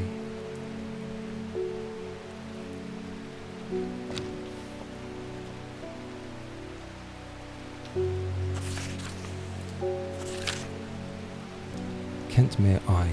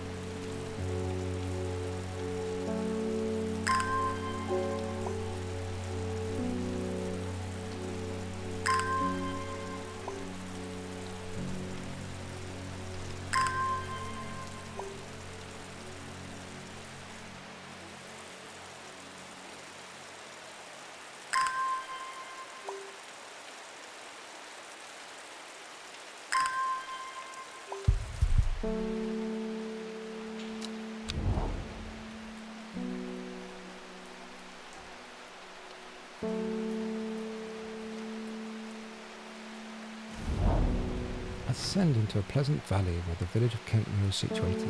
On my way past Rock Stone or Badger Rock, which has always been popular with local children, who challenge to have the scramble up its craggly sides, I make a beeline to the village church at St Cuthbert's,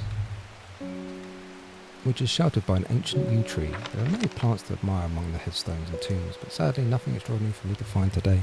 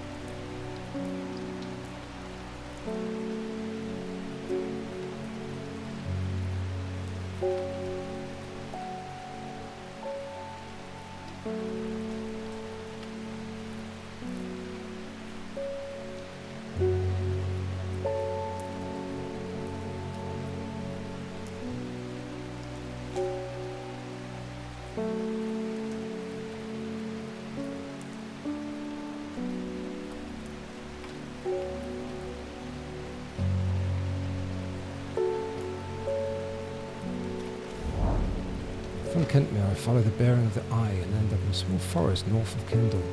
The woods are thick with briar and brambles, but amongst the tangled undergrowth a type of flower is flourishing.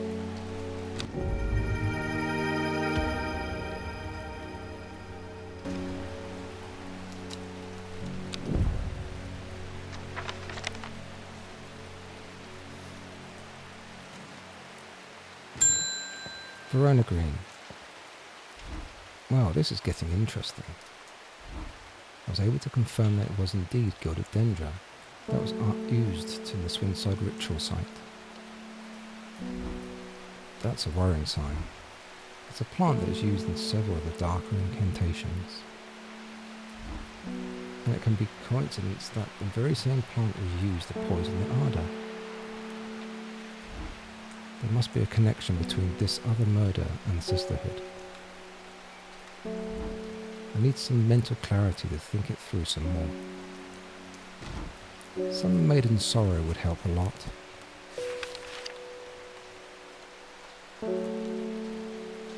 Maiden sorrow. Rubbing the soft leaves of this plant between one's finger and thumb is said to help prevent the mind from wandering, providing a focusing effect. The flowers of this plant droop mournfully, but it is the thorns along the stem that are thought to lend its name.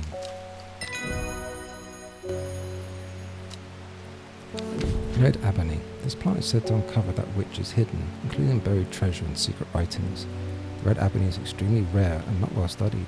Blood has been spilled over this plant, which is where the red part of the name is believed to come from, since, confusingly, the large flower is in fact blue.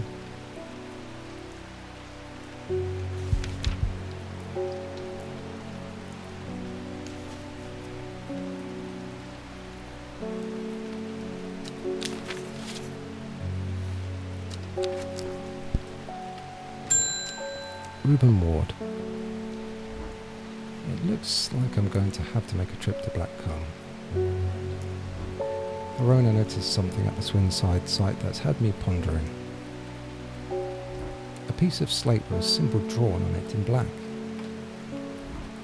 Can't think of anywhere else around here would to get a slip from. That and Bradley Miller keeps insisting that he saw something up at Blackcomb. But then again, Bradley Miller does claim that fairies stole his wheelbarrow. If I'm going to spend a night out in the hills, I want to make some eye brights with me. I wouldn't want anyone sneaking up on me in the dark.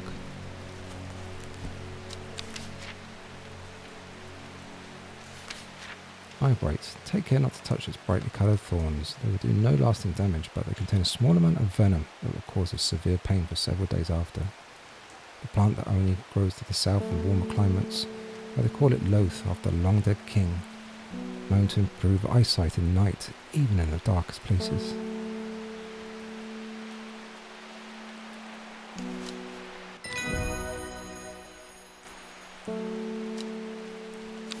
Wild coal.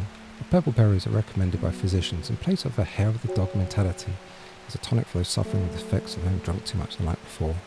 There are some who consider wild coal as a sacred plant, perhaps owing to its rarity, and claim that it's bad luck to pick berries from it.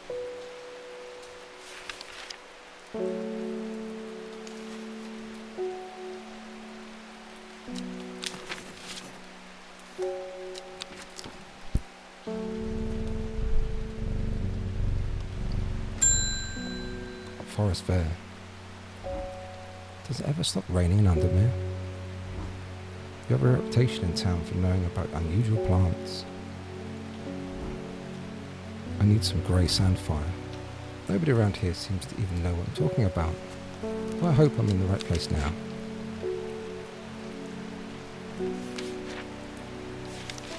Grey sandfire. Sandfire is a tough outer bark which has many useful properties. Some chew it as a form of dental hygiene, taking care not to swallow it as it causes unpleasant stomach distress. The flame-like tendrils give off smoky scent, adding to the impression of a roaring fire.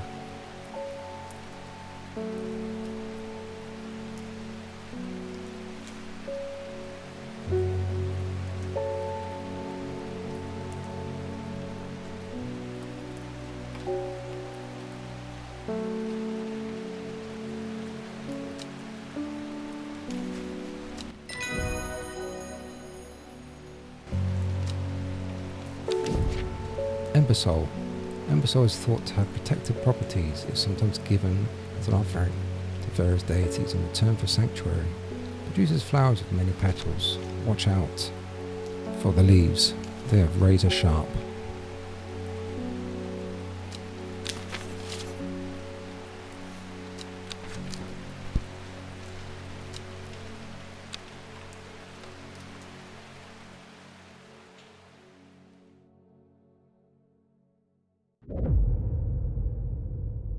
At first she felt free, but it wasn't long before the reality of her situation began to take its toll.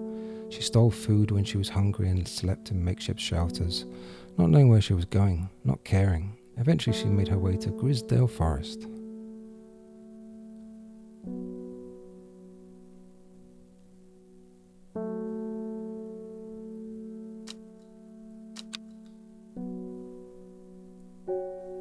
Day 8, Friday.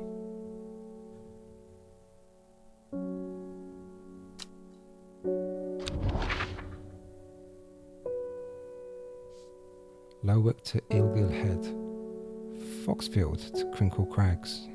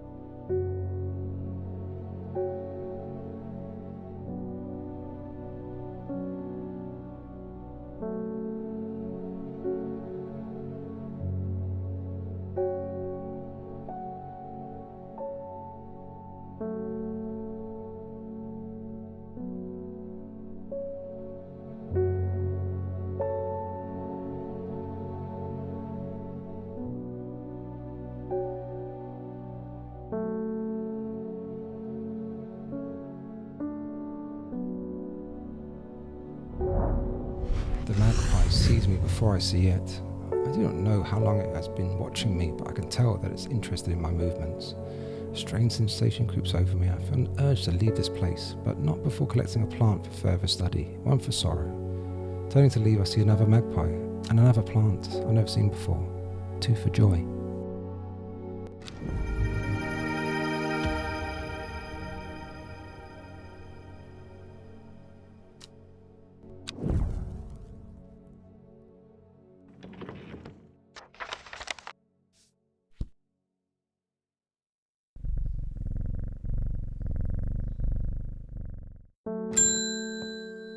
Ennis Alford, you are wise to pledge your support to the Seeds of Redemption.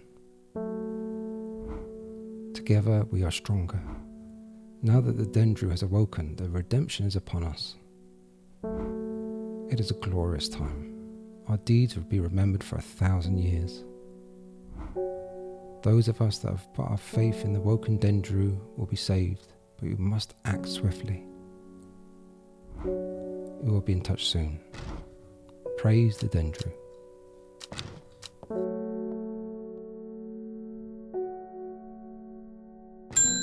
Unknown. mind is clouded, dark. I see it and it sees me, all of me. Elderfinium is the answer, it must be.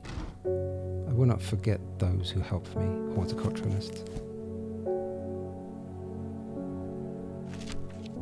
Elderfinium, the petals of this flower can be brewed to create an antidote to Dendro's miasma, a deadly poison that causes the blood to slowly turn black, eventually resulting in a painful death. It's an intoxicating scent similar to that of Solomon's scepter.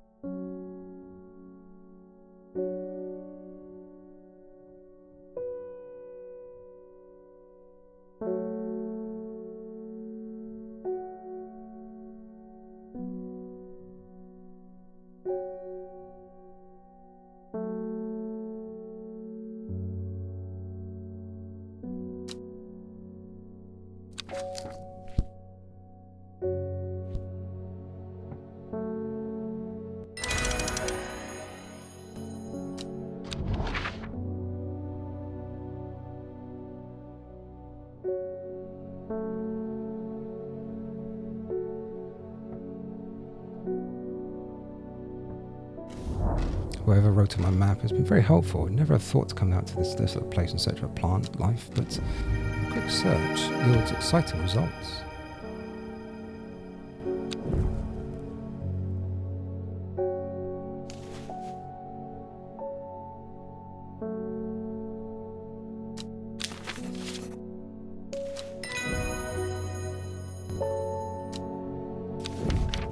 Larkshine. Larkshine is a plant with powerful defense mechanism. It releases stinging barbs triggered by a light touch. The pain is said to be unbearable and can last for several days. Sometimes confusingly called kidney flower, it's thought to be a reference to kidney-shaped seeds held within the spiny pods on this plant.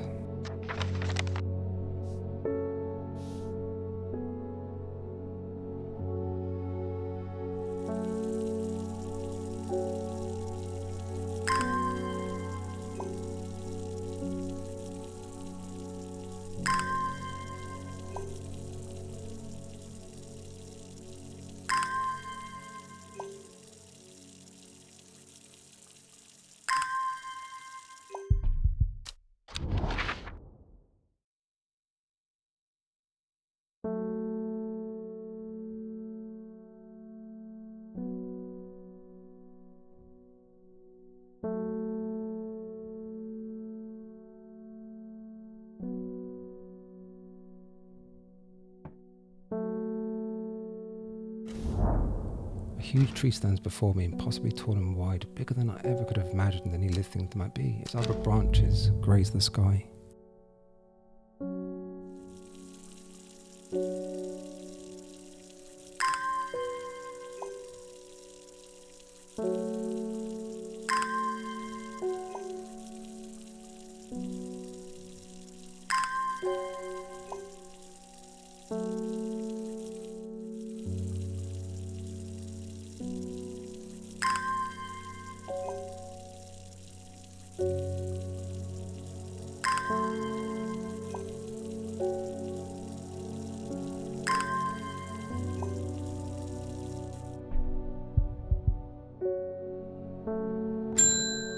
Grace Enright.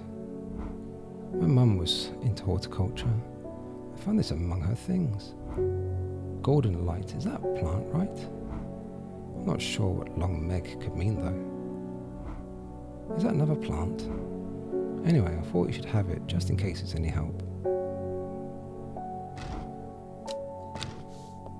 Golden light, start at long Meg, S3E2.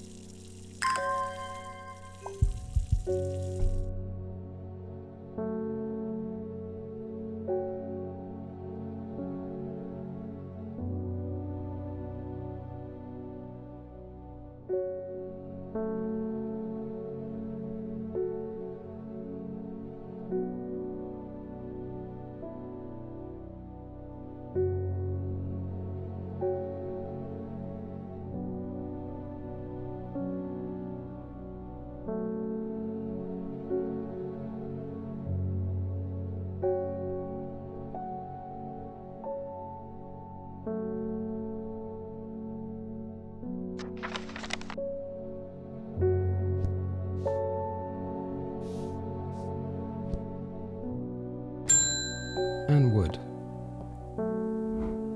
Help me. The amulet. I can't remove it and it's drawing the life from me.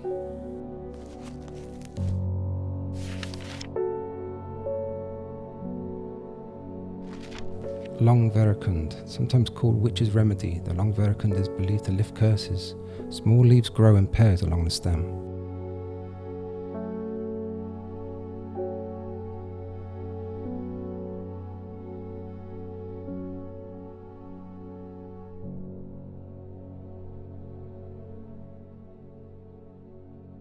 I can feel it working.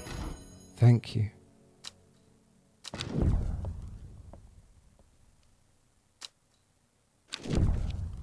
Cordery. The use of cordery is not well known. Some of its applications in dark magic, but the author has found neither substance nor specifics to back up these claims. Those who worship the huntress Adriana place the flower as an offering to ensure a successful hunt. It grows from thin stem with small leaves.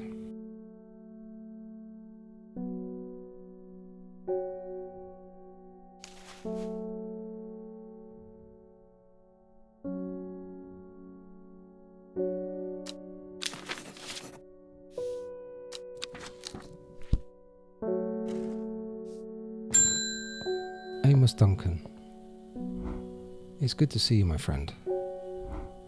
I've been on the road so long I started to wonder if you were still on the other end of the letters I've been sending.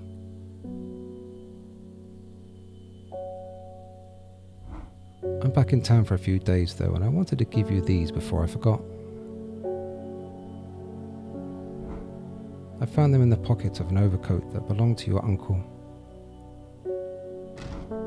I almost threw them away, but I thought the symbols on them might mean something to you.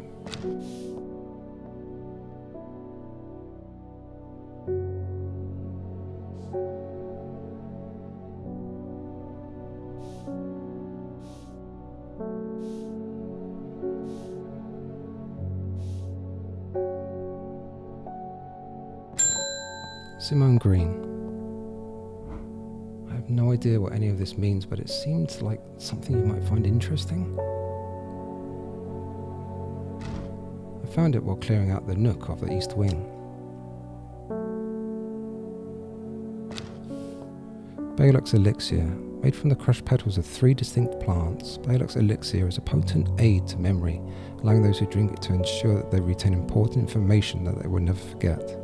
Care must be taken after drinking, however, to avoid the fate of Grey Gael, who slowly lost her mind after taking Balok's and staring at a blank wall for 12 hours.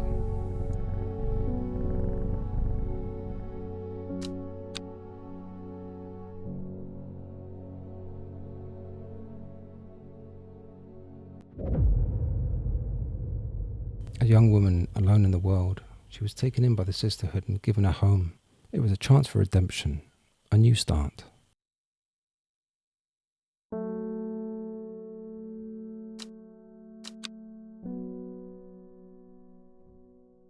Day 9, Saturday.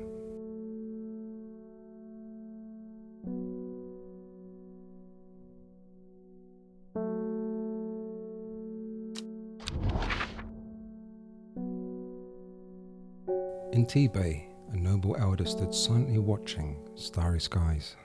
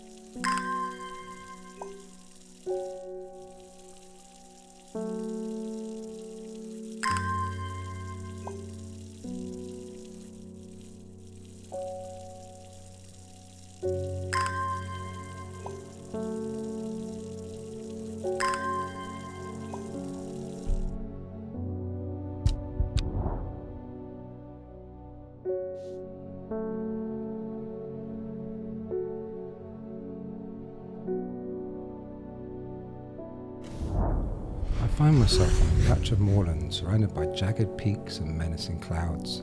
A distinctive plant stands out against the swathes of purple heather, and there, another.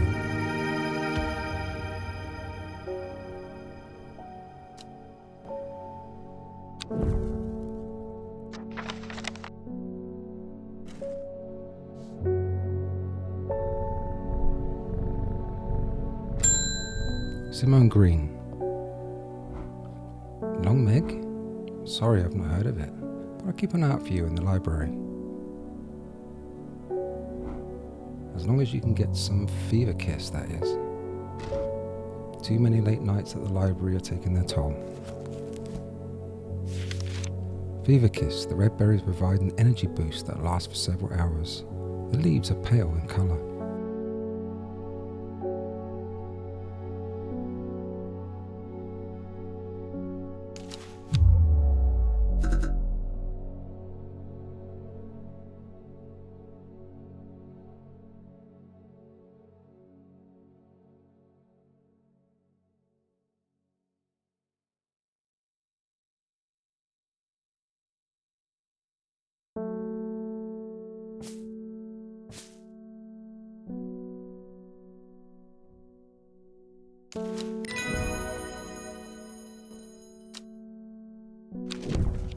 Mountain astery promotes an aura of confidence and persuasiveness. The large cup-like flowers produce a stale, damp smell.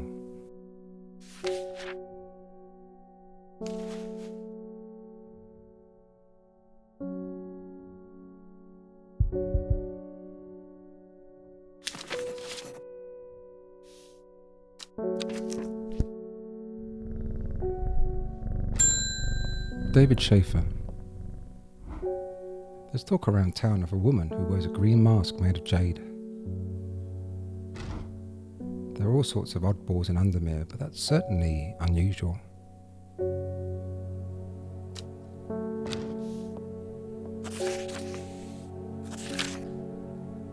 Beckfoot candle.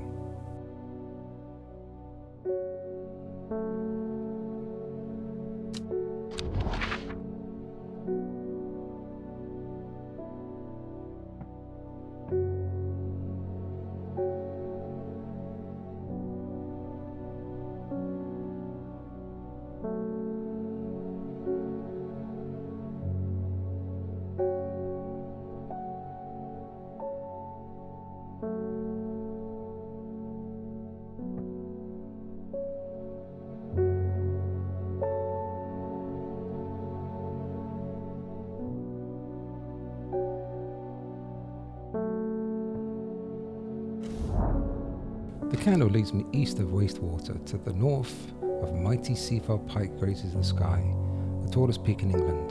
The challenge beckons to me, perhaps another time.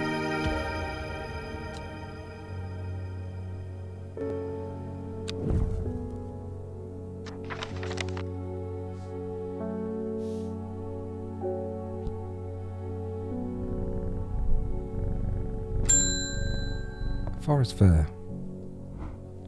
I've been talking to people around town, trying to learn as much as I can about this beast that is rumoured to have been seen in these parts.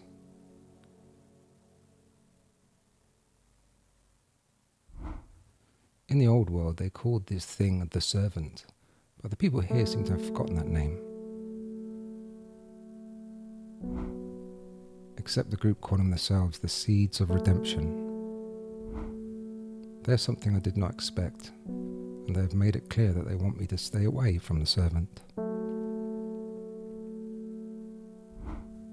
They seem to worship it, but I'm getting distracted. My Dranthium supplies are low. I need more. Dranthium, a plant with powerful mind-altering abilities. Those who inhale smoke from its burning, its long, sharp leaves, elevate their awareness to levels otherwise unachievable. Some know Dranthium as Green Eye, a name derived from the telltale signs of overdose, where even the whites of the eyes take on a green tint.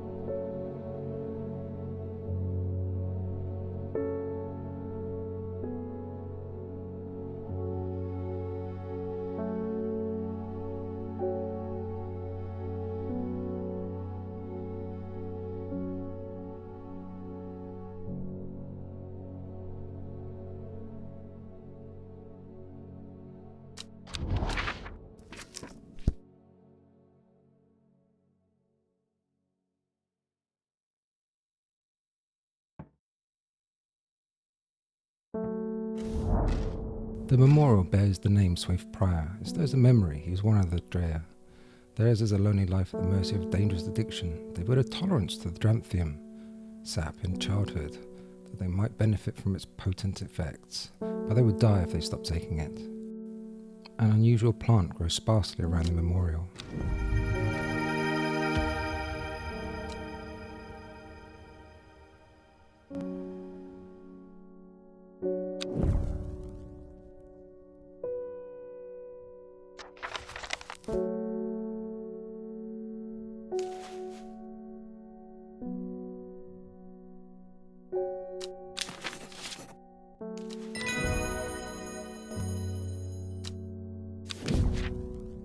Palliance.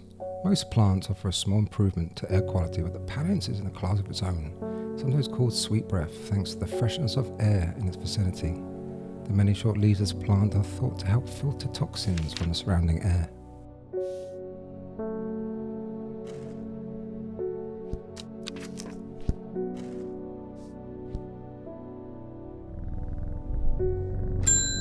Reuben Ward. I crept around Black Combe 2 nights ago in the pitch black. That eyebright is some potent stuff. I could see clear as day. Up on the fell I found a shallow pit full of skulls. Some deer, fox, badger, and some human. There was an eerie silence around the place, and every part of me was screaming to get out of there. Back down on the flat, I heard a terrible noise like an axe maker's whetstone, but unmistakably animal. High on the ridgeline, I saw a cowled woman wearing a jade mask watching me, and beside her something dark, inhuman, and bloody huge. I don't mind admitting that I'm out of my depth on this one. I need to speak to Verona again. While I'm here, I'll grab some wild coal for my pounding head.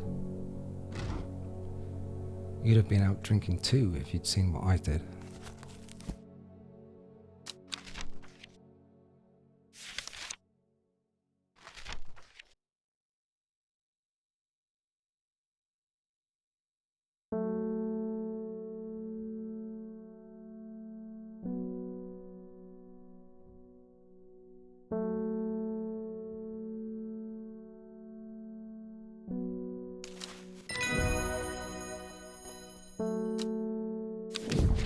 Norwood.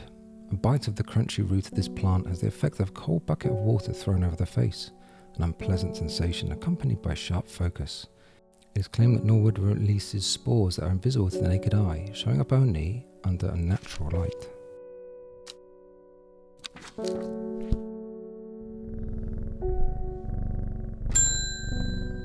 Amy Sullivan. My son is very sick. Someone told me about a mushroom that produces a thick, milky liquid that will help relieve his stomach pains. I'm willing to try anything.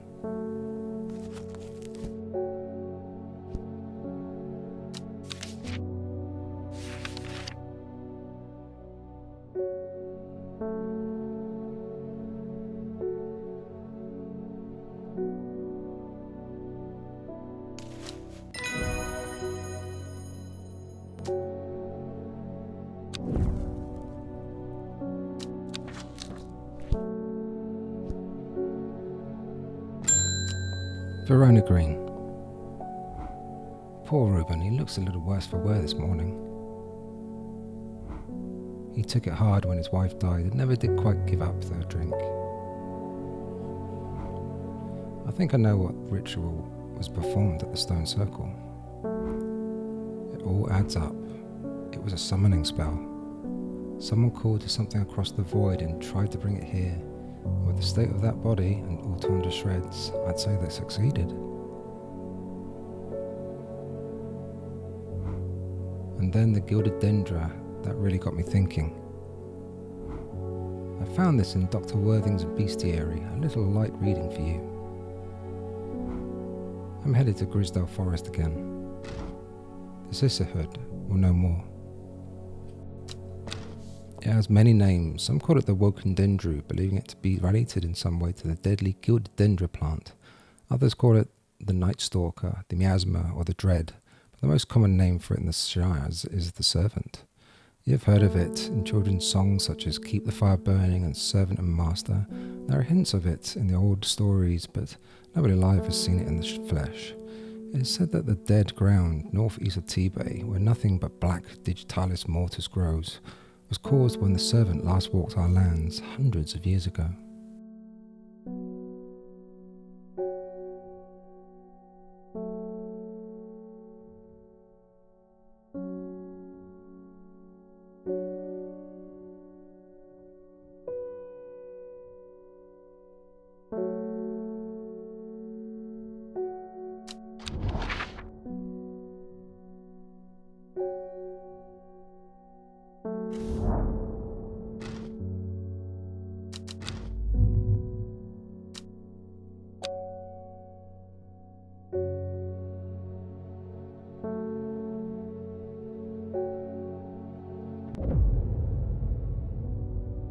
Every day she attentively followed the teachings of the Ada. Every day she patiently performed the task given to her. Everyday thoughts of the book itched away at the back of her mind.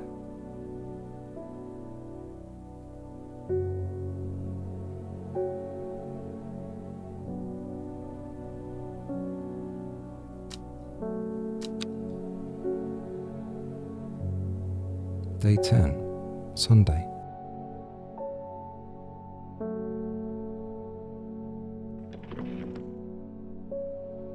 A secret uncovered is a secret no more. 2 miles north of Foxfield.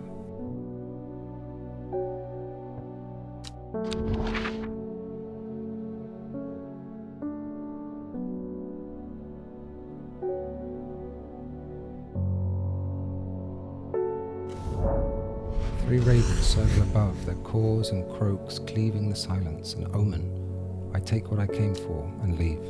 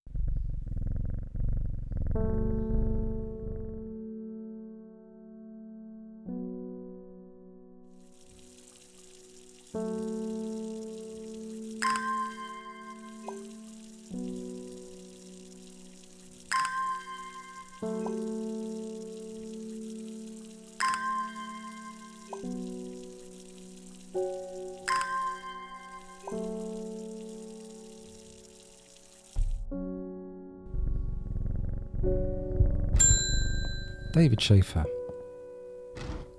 One from your librarian friend today.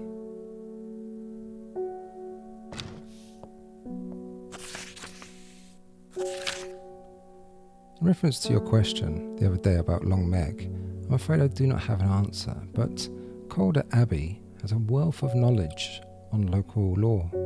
If you ever go there, the monks will request a plant from you, but they won't tell you what they want, a sort of test. They never allowed me in to have a look through their stacks. Simone.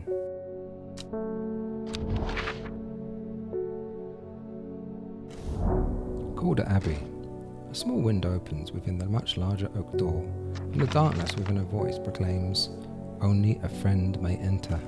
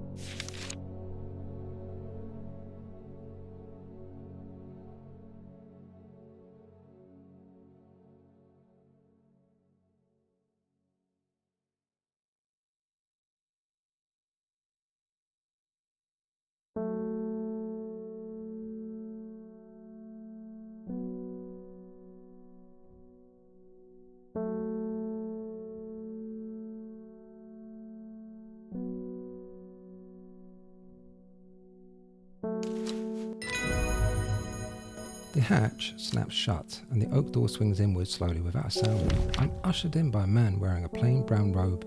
He nods silently when I ask him about Long Meg and leads me through the abbey to a small library filled with scrolls and books. Without a word, he pauses for a moment, surveying before selecting a scroll and handing it to me. Sheepsnap. The sheepsnap is thought to bring good fortune when prepared correctly. The green seed pods of the sheepsnap have a hard outer shell and sound hollow and tapped. To the south, they call this plant bulbs of Bayonne.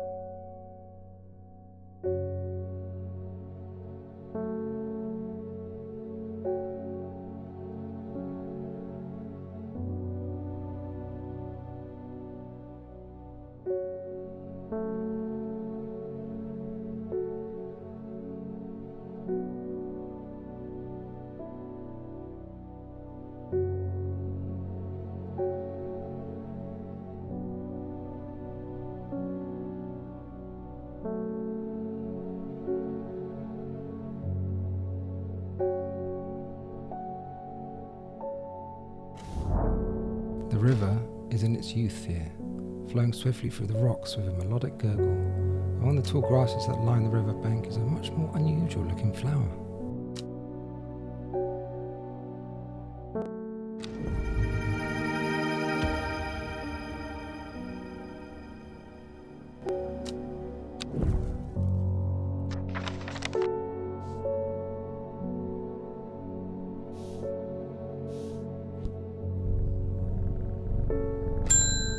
Verona Green. The sisterhood are trying my patience again. If the old Ardo was around, but she's not. They've kept secrets for hundreds of years. If ever was a time to share them, it is now. They know of a way to defeat the servants, some ritual, weapon or something, but their stubborn pride won't bring them to ask for help.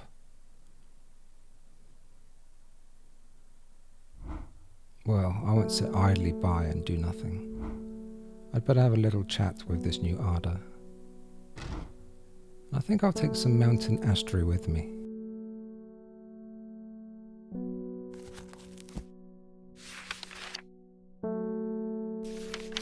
Mountain Astery promotes an aura of confidence and persuasiveness.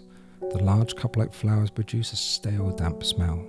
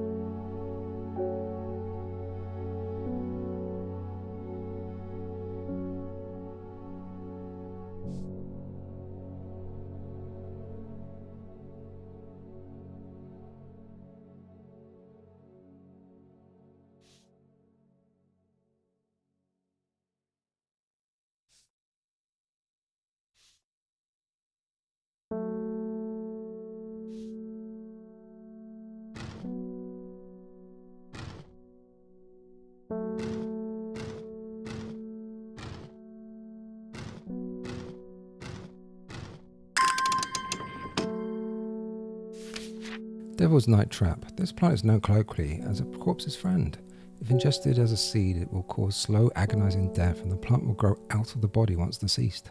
It has a light, pleasant scent, not dissimilar to pine needles. Boiling the roots in vinegar creates a tonic against fevers and poisons.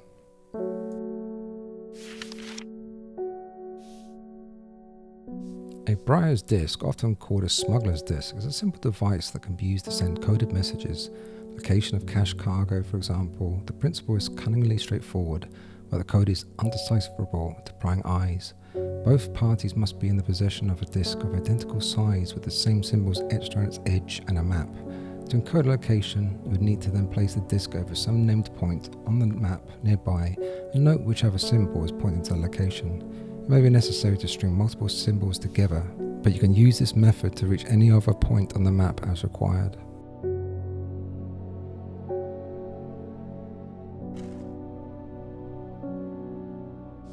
Robert Barrow's Medicinal Herbology, Blackwell Road, Kendal.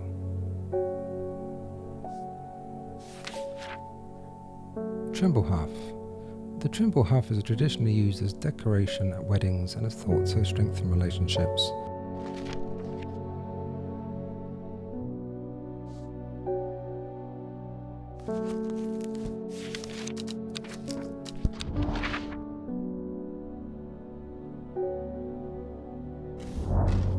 I find the Medicinal Herbology shop off Blackwell Road. I know you, says the man behind the counter, Robert Barrow presumably. You're the owner of Strange Horticulture. 2 hours later, after a lengthy and engaging discussion covering a variety of botanical subjects, we decided on a trade. Turns out Robert is a collector of unusual fungi, and I have just the thing for him.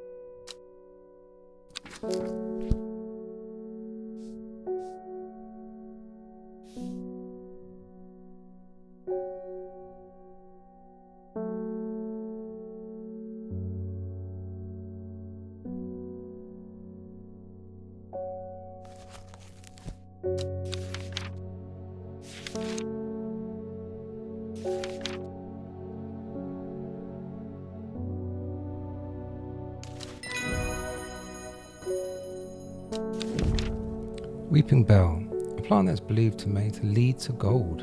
You have about as much luck searching for the end of a rainbow.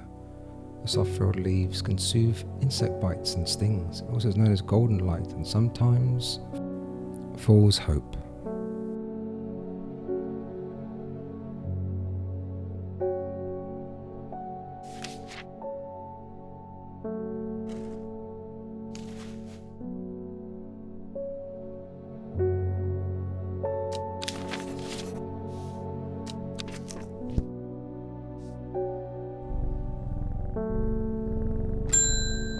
Thomas Grin. I have finished the designs you asked me to work on. Be very careful in wrapping these. Some of the glasswork is quite delicate, and I've taken great care transporting them.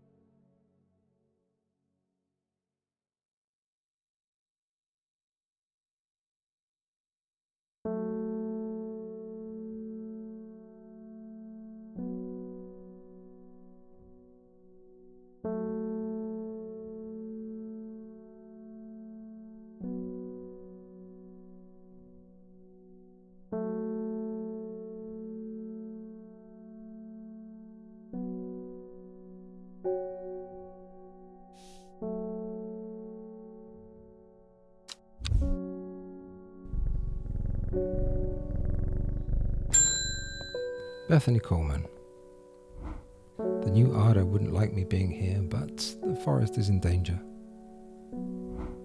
I spoke with Verona Grin earlier. It's bad. If the Dendru has awoken, then it will come for us. You must place an offering at the altar of Arduina.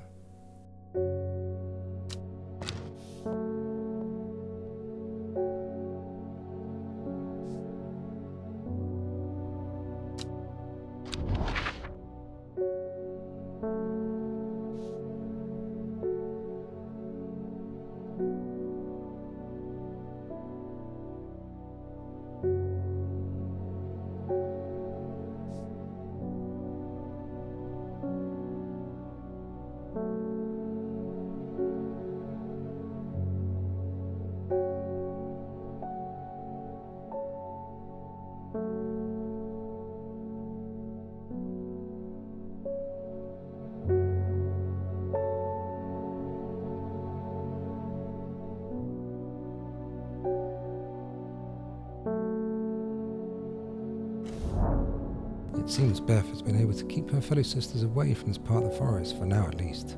The trees are thick here, old too. The altar seems to belong here, as much a part of the gnarled forest and twisted roots. I must place an offering to the goddess Arduina.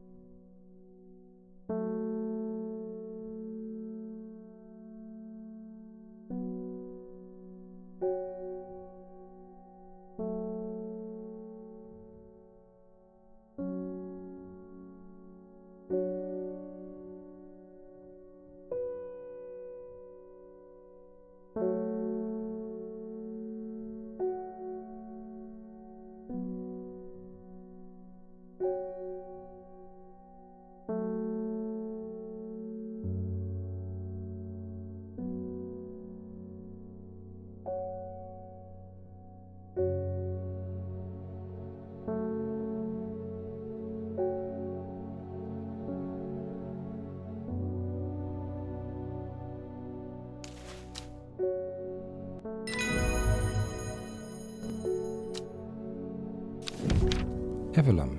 The scent it produces is considered overpowering by some, but is said to stimulate the senses and rejuvenate aching bones. Evelum has many short, pretty leaves.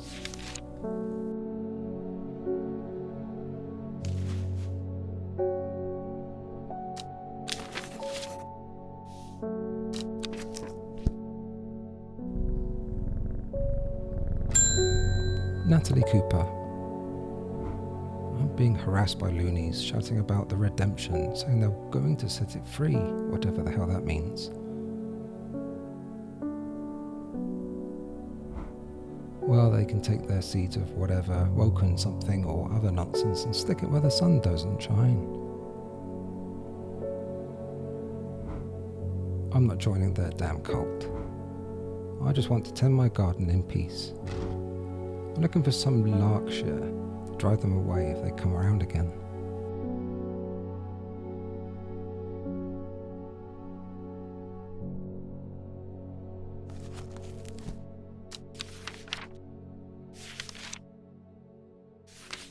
Larkshire is a plant with a powerful defense mechanism. It releases stinging barbs triggered by light touch. The pain is said to be unbearable and can last for several days. Sometimes confusingly called kidney flower, it is thought to be a reference to the kidney-shaped seeds held within the spiny pods that grow on this plant.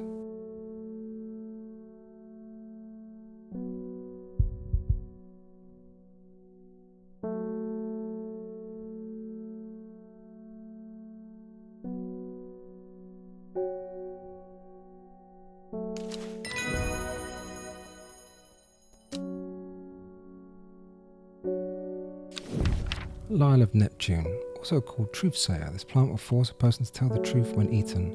Sparsely petaled pale flowers give off a strong scent.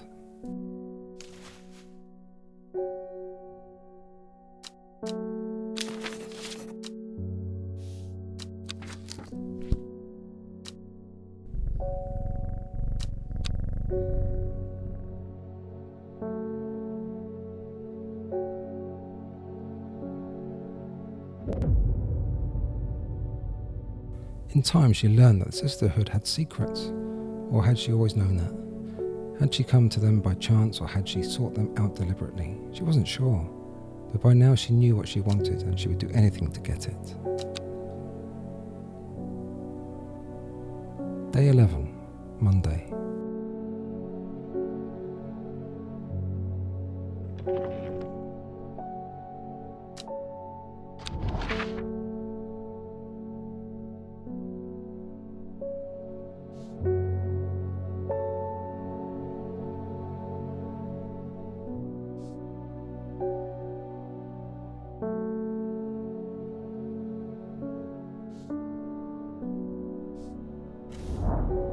The impressive ridgeline of crinkled crags stretches across the full width of my vision. Days like today are worth being alive for. A colourful plant stands out amongst the moss.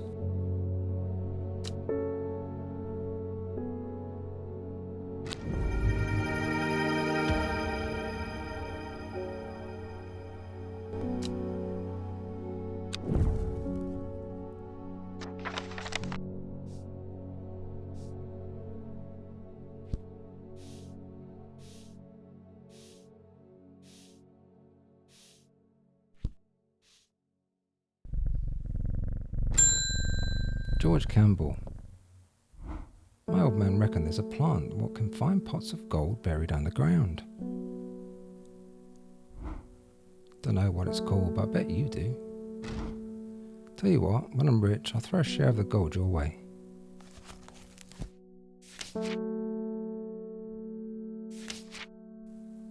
Weeping Bell, a plant that's believed by many to lead to gold. You have about as much luck searching for the end of a rainbow.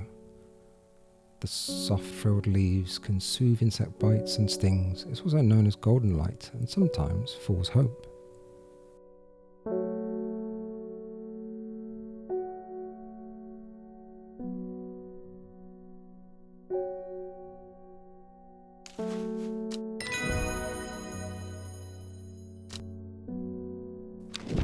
Lesser Meridoc.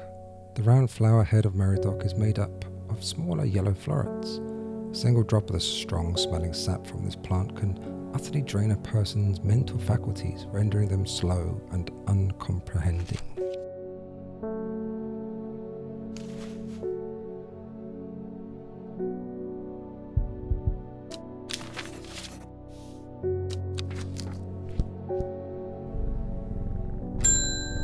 Enos Alford. I have a task for you that will greatly aid the seeds of redemption. One of the Dreher is in town, and we know he's paid you a visit reel already, no doubt feeding his habit. We suspect he's here to hunt the Dendru. If he returns, give him some of this. He will make a worthy sacrifice to the Dendru. Let's help him on his way.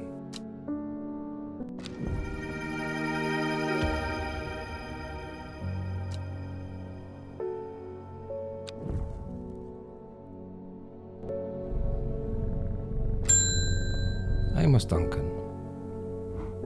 I'm headed out on the road again, but before I leave I wanted to store some valuables in a safe. I don't trust myself to remember the combination. I certainly don't trust myself to write it down anywhere and not lose it.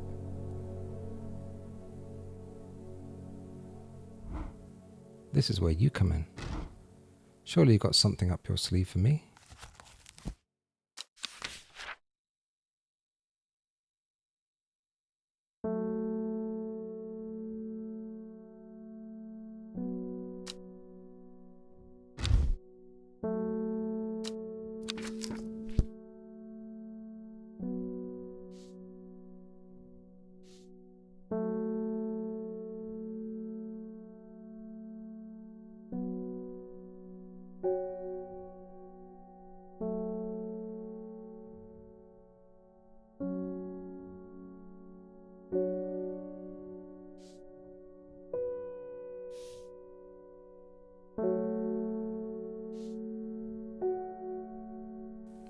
Baylock's elixir, made from the crushed petals of 3 distinctive plants. Baylock's elixir is a potent aid to memory, allowing those who drink it to ensure that they retain important information that they will never forget. Care must be taken after drinking, however, to avoid the fate of Grey Goyle, who slowly lost her mind after taking Baylock's and staring at a wall for 12 hours.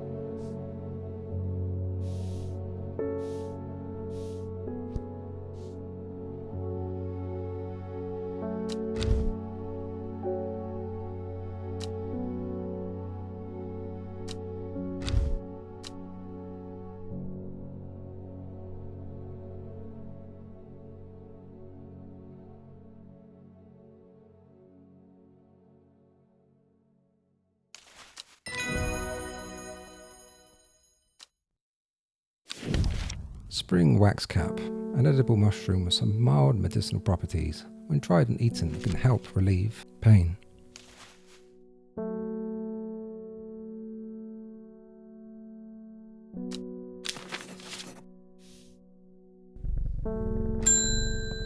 Alice Boyd.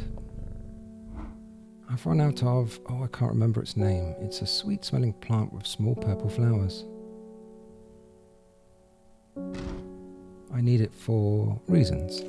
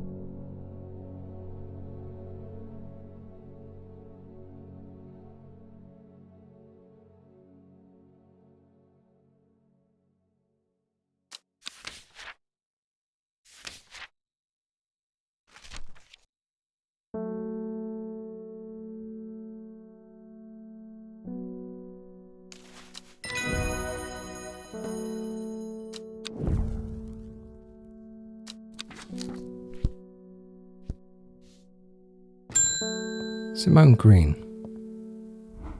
Oh goodness, Hellboy, you haven't been getting enough food. That's terrible. Whatever will become of you? My mother's had me looking into this servant creature for you, but I'm afraid I've not been getting anywhere. It's strange, I'm sure I've seen some reference to it before, but I'm drawing a blank when I try to find anything. I think Lord Fremont's archives would be a good place to look. I was going to post this to you, but I was in town anyway, so I thought I'd drop it off in person. That, and sneak in some Hellboy hugs. I've not been getting anywhere looking through my collection in Ambleside for any mention of the servant, but Lord Fremont's archives at Muncaster are home to many ancient and esoteric scrolls covering a wide variety of subjects. It might be worth a visit. Simone.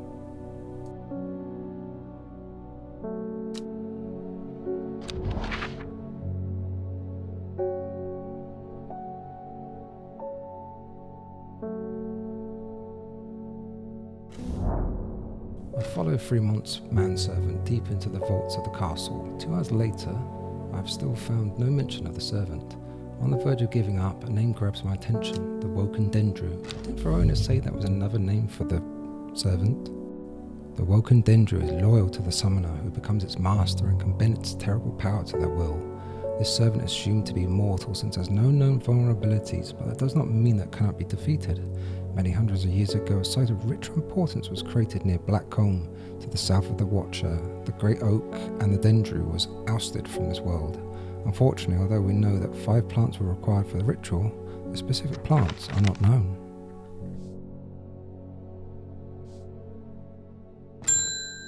John Hall. Norwood, please. I find it's the only thing that can keep me from nodding off on the night shift. Norwood. A bite of the crunchy root of this plant has the effect of a cold bucket of water thrown over the face, an unpleasant sensation accompanied by sharp focus.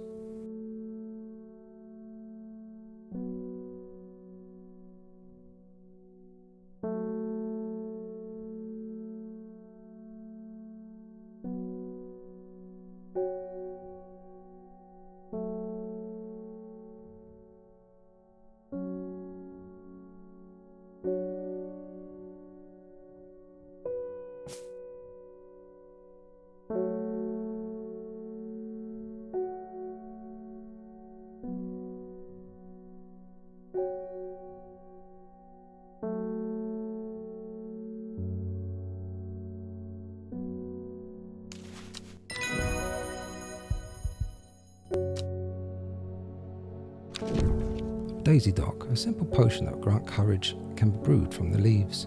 It's said that ancient warriors would take it before going into battle.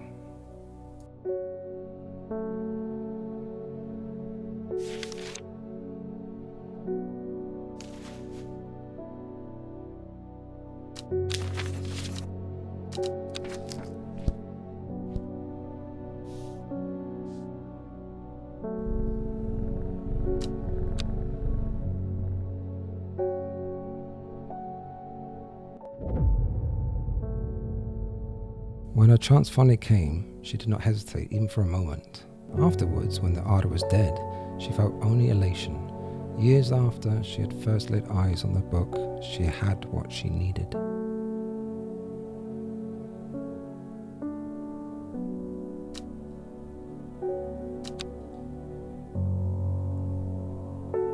Day 12, Tuesday.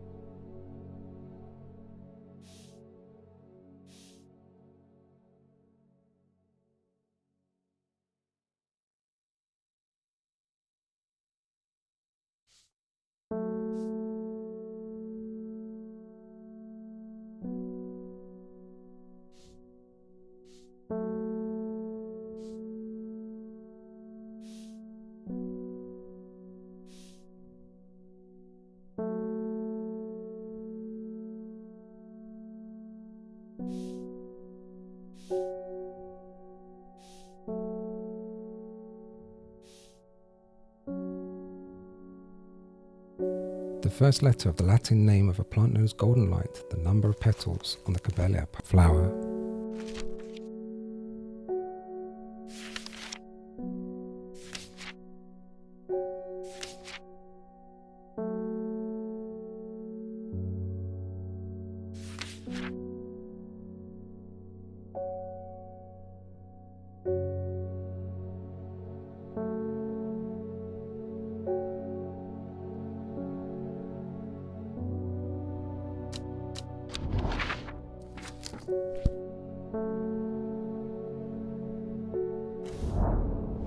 I amble through meadowland, stopping every so often to examine any wildflowers that catch my eye.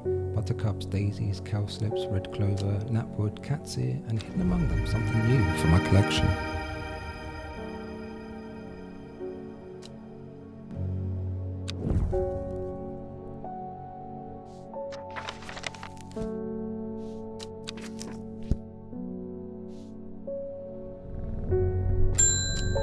Verona Green.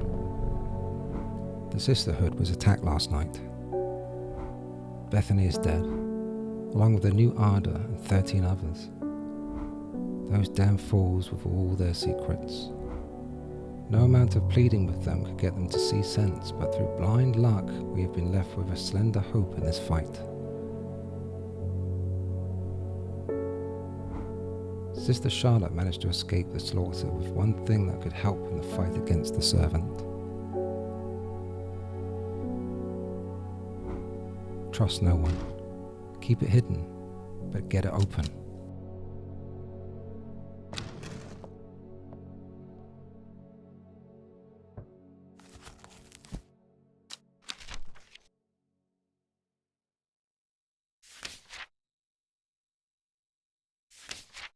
Clavilium. According to legend, Clavilium can be used to open any lock.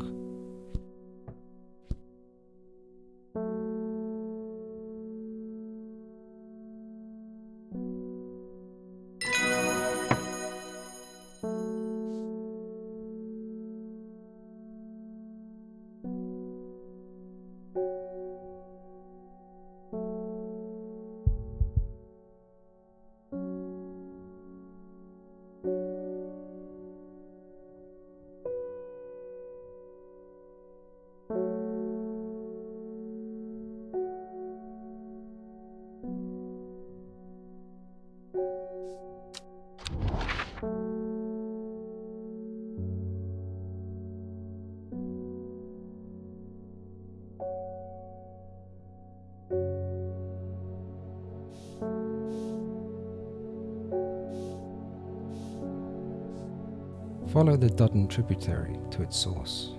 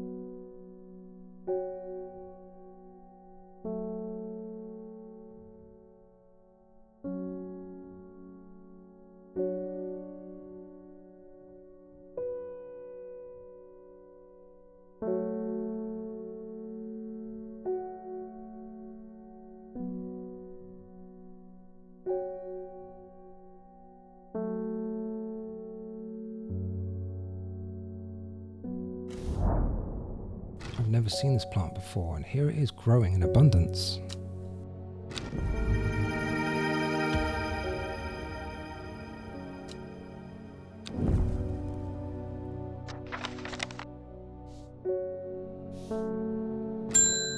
David Schaefer.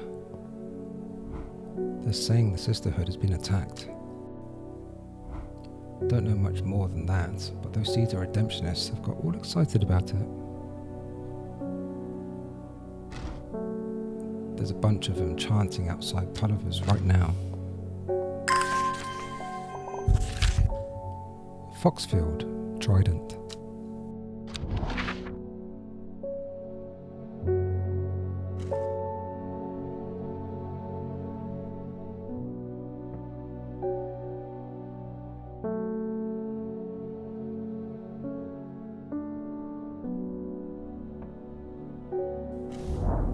From Foxfield, the trident points me in the direction of some foothills northwest of the Swinside Stone Circle. A faint path leads me over a ridge and into a dell. Here the plant thrives, sheltered from the wind.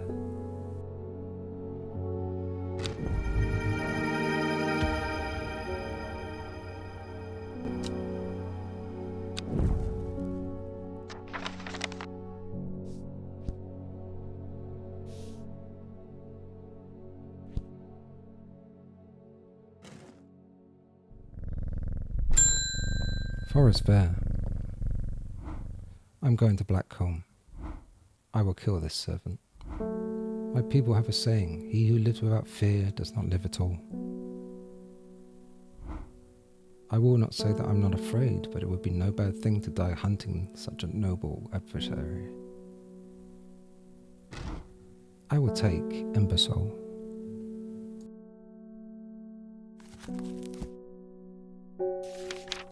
Embersol is thought to have protective properties. It is sometimes given as an offering to various deities in return for sanctuary.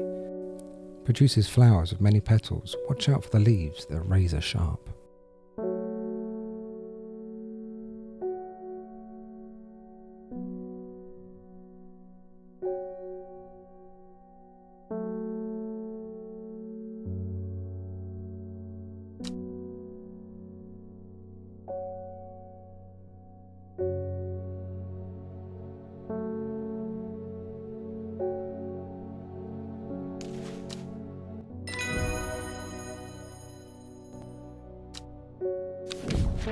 Widow's woe, said to induce fear, also called kempfoot, partly due to its unpleasant scent. Dainty dark flowers grow out from a bed of long, thin leaves.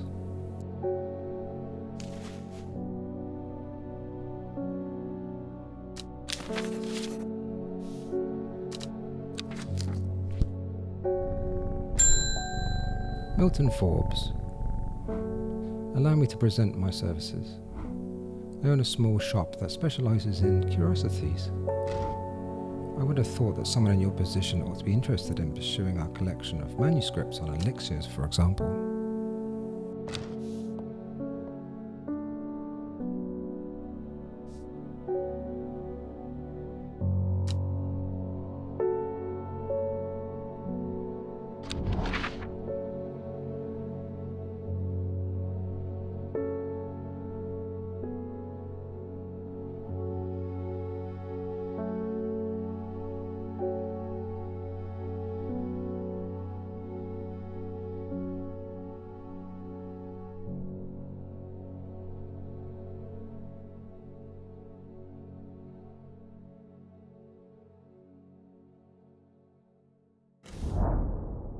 The dark exterior of Arnside Antiquities blends into its surroundings, a tailor called Jones and an ugly-looking haberdashery, to the extent that I walk past it 3 times before I find it. Inside, however, I'm greeted by a world of intrigue and wonder.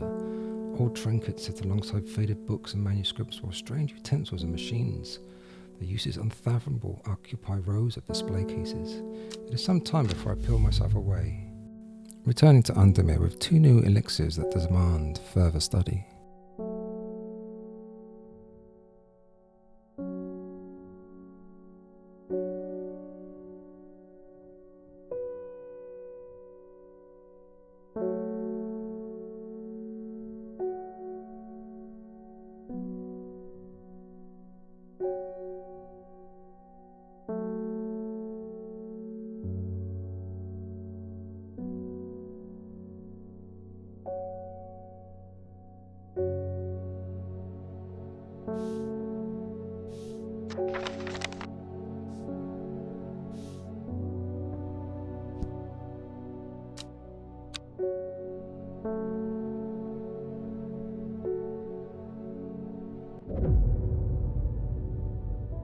Equipped with the Arda's knowledge, she journeyed west to the Stone Circle. Unknown to her, she was not alone as she made her preparations.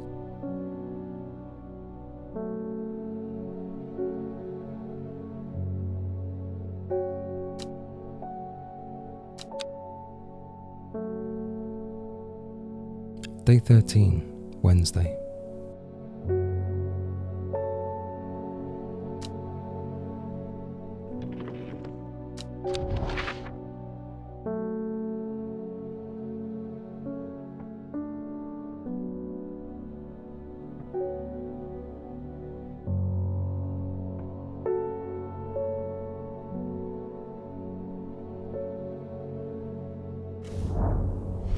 Jackdaw croaks, hidden somewhere nearby. Strange shapes of old stones pierce the long grass. Among them, some plants grow.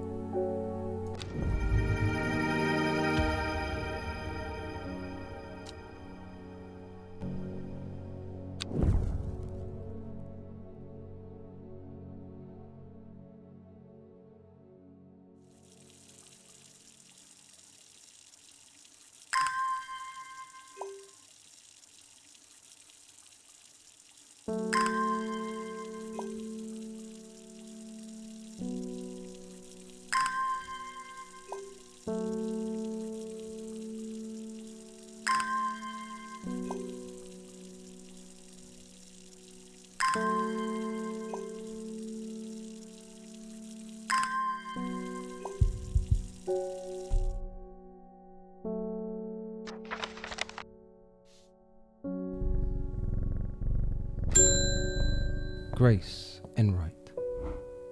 Have you heard of this masked woman? Imagine having that amount of power. Nations would kneel before you. You would be a god. That creature is huge, unstoppable, and they say it obeys her every command. It would certainly come in helpful of my father-in-law tomorrow. I guess I'd have to settle for some Daisy Dock to help me get through it instead. Daisy Dock, a simple potion that would grant courage, can be brewed from the leaves. It said that ancient warriors would take it before going into battle.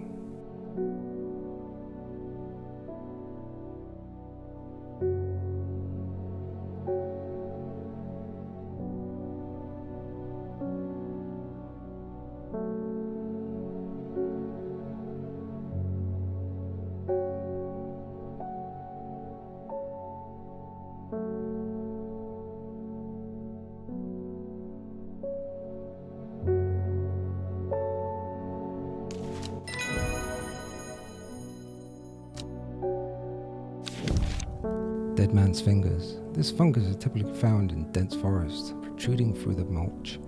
At a glance it can appear as though a corpse is reaching up from the undergrowth, said to strengthen resolve and sharpen the mind.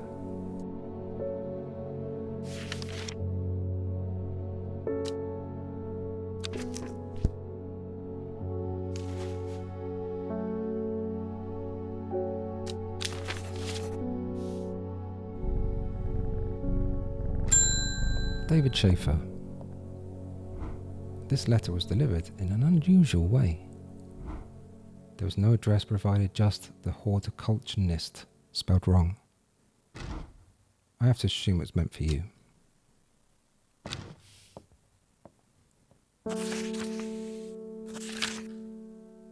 If you know your plants, this letter is for you.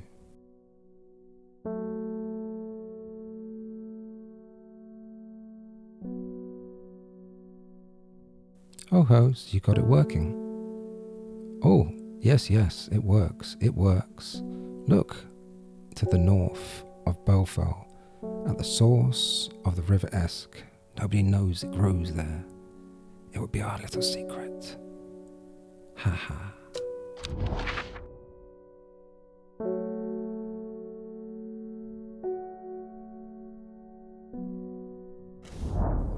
Sure enough, I found a plant here that I've never seen before.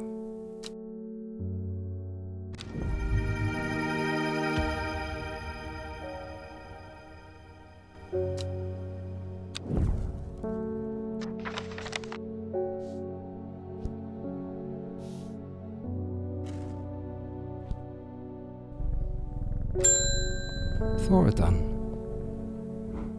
My husband likes to forage for mushrooms, but I'm worried about the ones he's brought back for his latest adventure.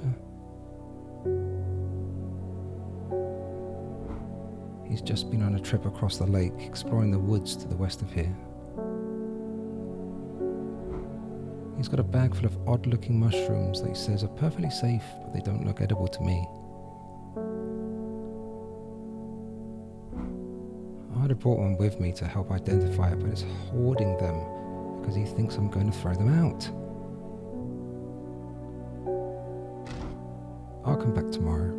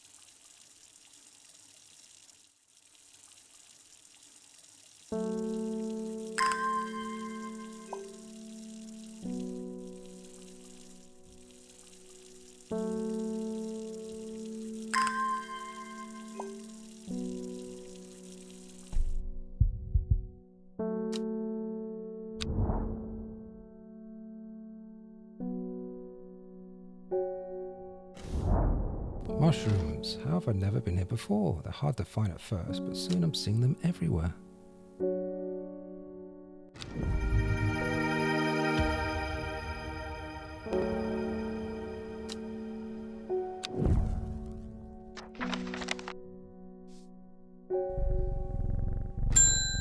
Simone Green.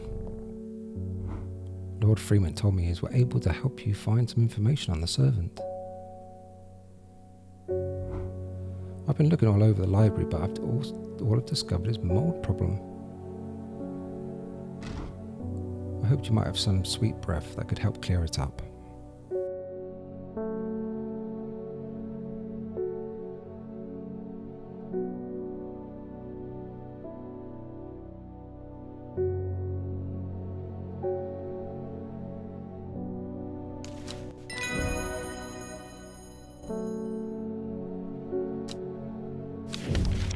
Sour Bandy. The sour bandy can help with memory recovery, especially if the memory has been deliberately sabotaged. The name of this plant derives from the fact that, although edible, the large stamen is extremely bitter to the taste.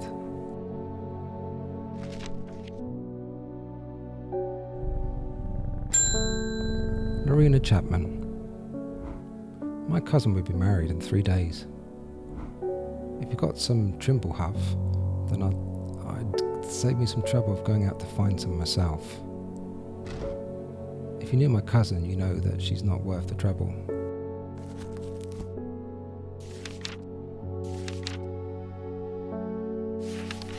Trimble huff is traditionally used as decoration at weddings and is thought to strengthen relationships. A cross-section of the small cup-like flowers, they generally point downward to avoid filling with water and allow easy access for pollinating insects.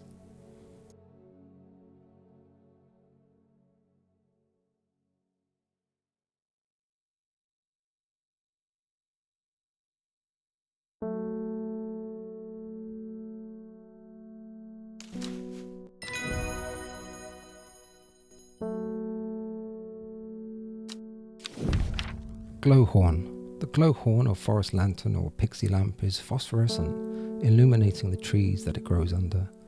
Suspicious travellers avoid walking towards it, fearing the faint light will lure them to their demise.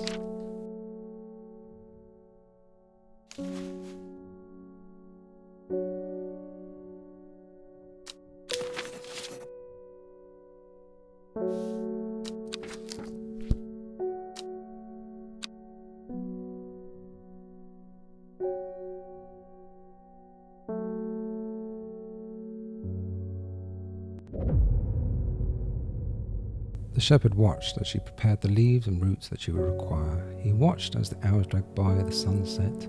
She worked by candlelight, at times sitting still, at times moving like a dancer among the stones. The change happened suddenly, but also subtly. So at first the watcher was not sure that anything had happened. Then he saw it.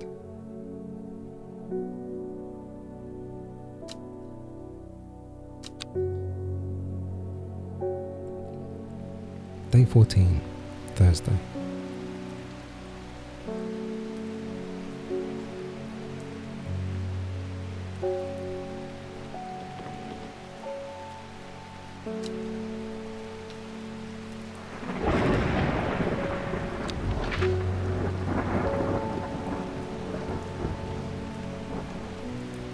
Eight miles to the east.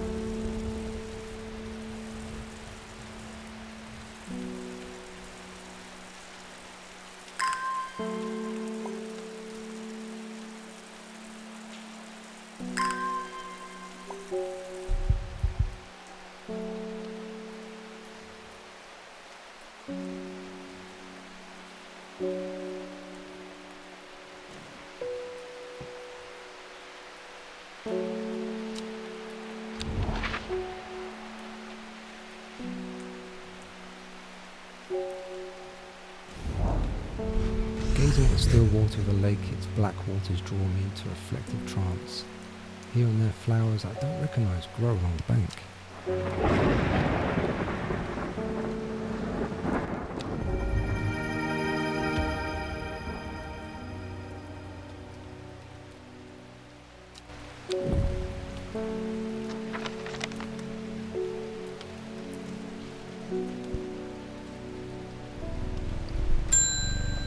Thought I'd done. Well, he went and ate those bloody mushrooms. And of course now he's sick. Is there anything we can do? He's in a bad way and I'm worried about him.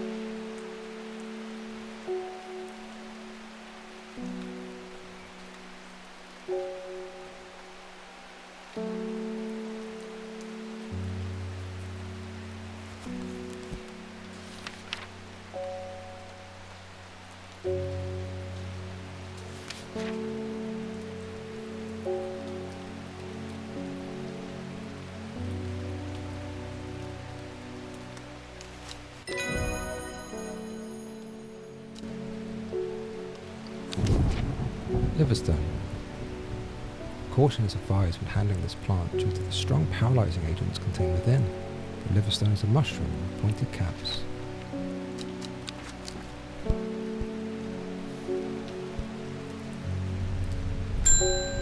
Forest Fair. I have been to Blackcomb. I have fought the servant and lived, but still my adversary stands. It must be defeated. For my part, I am ashamed to say that I am done. And my soul could use the tonic of St. Quentin's elixir if I am ever to recover from the horror that I have seen. St. Quentin's elixir. This elixir will enable any drinker of it to overcome the sense of fear, though it should be considered beforehand that fear is not always a bad thing. For example, it would be wise to drink this near to the edge of a cliff.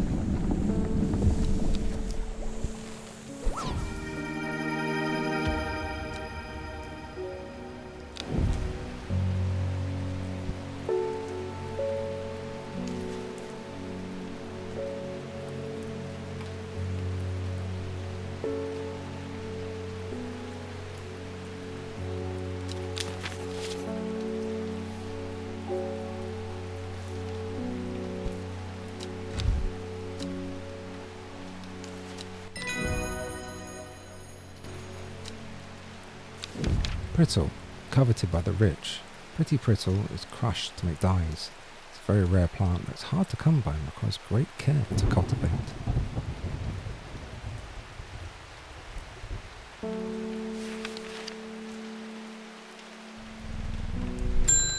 David Schaefer. There is a hateful man I sometimes see around town. He's called Isidore Burbridge. Yesterday I saw him bending down as if to pet a stray dog, but instead he punched it as hard as he could. I rushed over and the coward fled. Someday he'll get his comeuppance.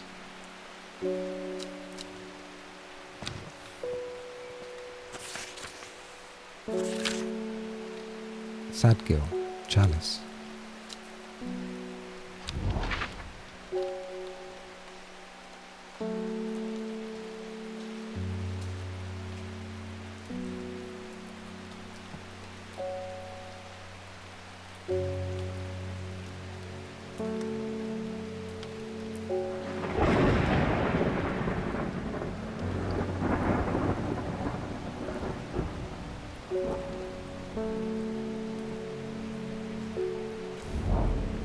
The chalice clue takes me directly south of Sadgill to a spot next to the river.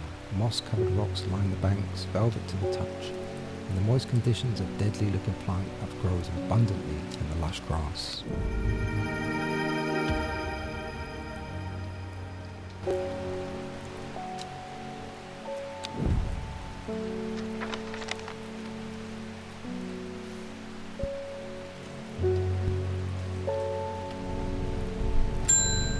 Reuben Ward.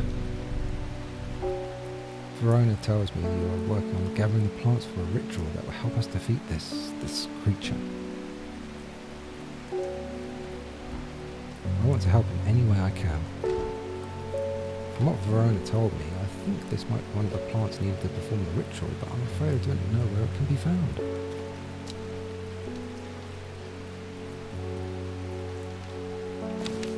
Swift Snare. The binder, ankle grabber and never let go are several of the names given to this plant that may give some clue as to its properties. Once ensnared, it's impossible to extricate oneself from without help. Swift Snare have small, heart-shaped leaves.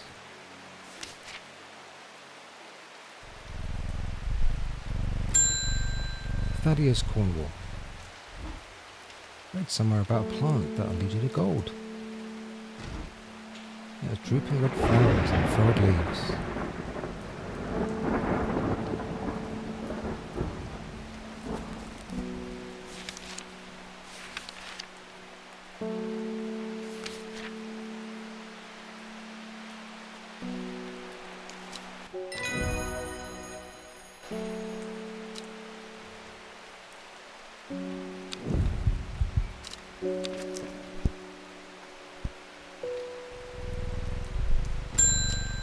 Enos Elford.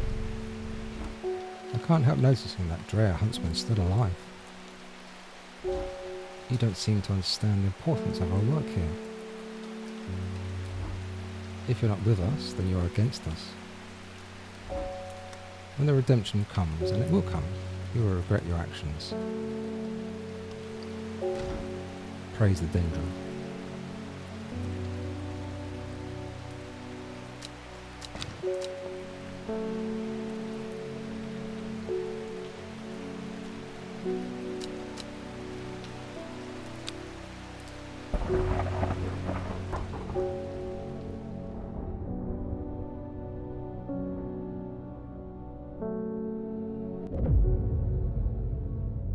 Behind the woman, a dark skeletal figure began to rise, and a low primal snarl sounded across the clearing. The shepherd turned and ran, cold fear coursing through his veins. He did not run for long.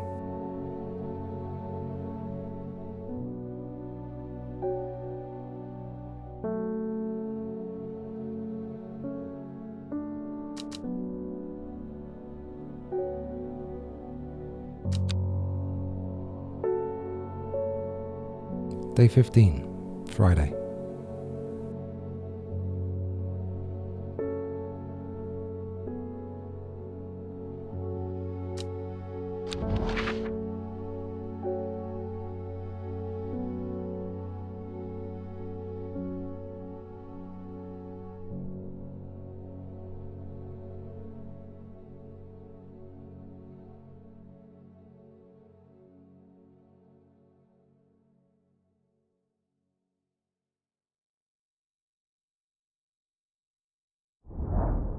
The sun-bleached skull fixes me with its black-eyed gaze.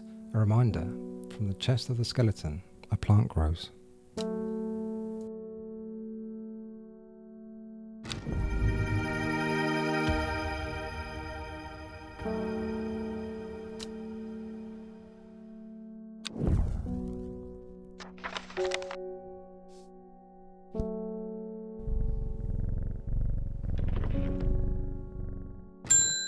David Schaefer.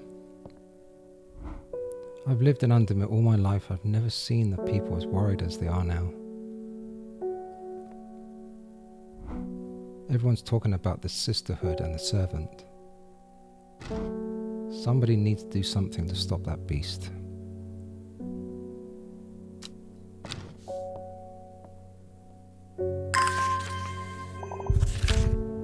I was speaking to a woman from Arnside who told me of a cave nearby that the locals stay away from. Apparently there is a strange plant that grows there, but the cave is believed to be haunted. Unfortunately, she was vague about where the cave was. Somewhere to the east was all she would say when I pressed her. Warmest regards, Amos Duncan.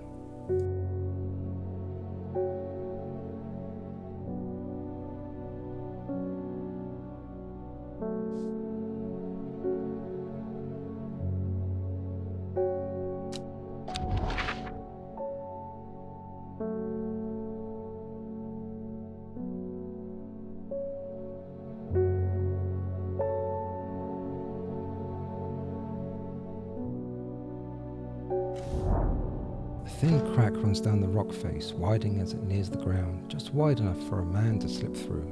But there's a problem. A large boulder blocks the entrance, too heavy to move.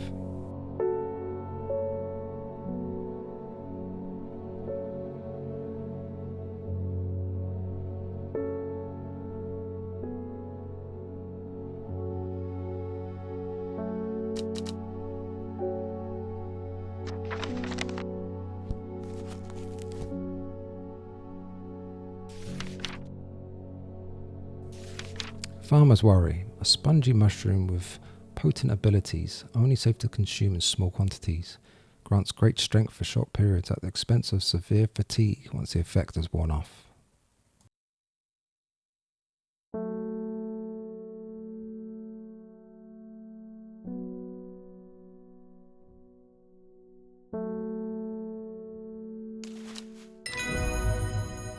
I'm surprised as how easily I am able to roll away the boulder with the help of the farmer's worry. As my eyes adjust to the darkness, I discover several clusters of fungi growing there, reaching out desperately for the thin strip of light provided by the crack. Twilight Lepiota. In the twilight where the shadows grow, take leaf and root and eye of crow, a plant of gloom and despair and dark magic. Don't not be fooled by the pretty flower, the smell gives it off is quite foul.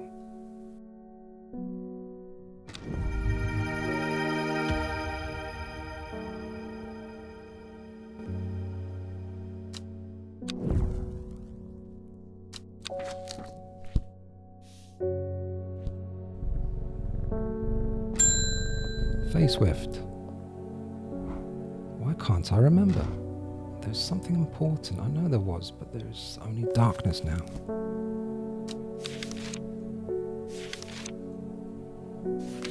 Sarabandi can help with memory recovery, especially if the memory has been deliberately sabotaged.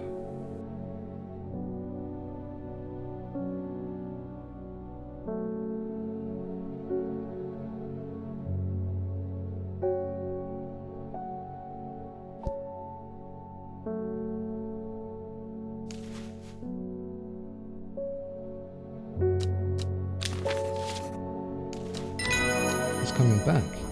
It happened in a dream. The woman in the jade mask was screaming at me to get out. Instead, I went deeper. I entered the mind of the creature. It was like slipping into a dark pool. Icy cold, with who knows what terrors lurking beneath the surface. I felt powerful. And suddenly something happened. She tore me out of, and my mind went dark. I have not been myself lately.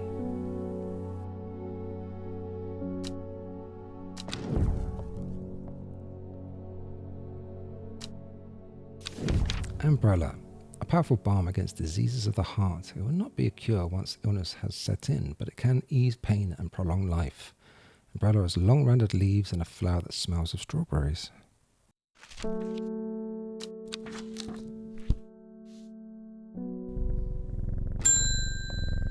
Alden Gregory. My wife of 30 years is dying. That is the truth of it, as painful as it is to say it out loud. The doctors say there is nothing they can do, but I cannot sit by and wait for it to happen.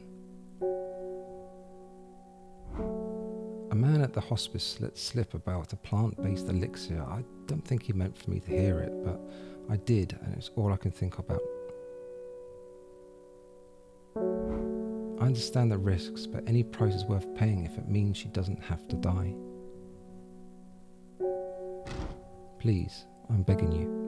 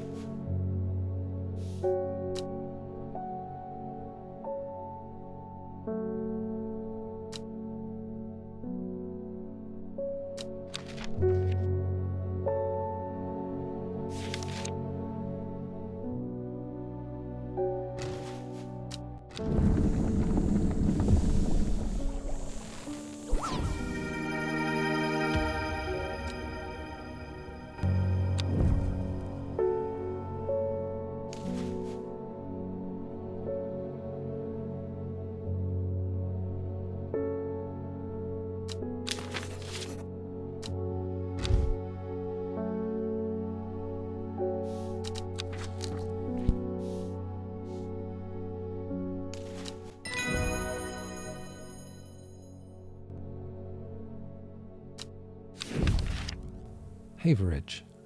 Pretty blue flowers line the stems of this sought-after plant.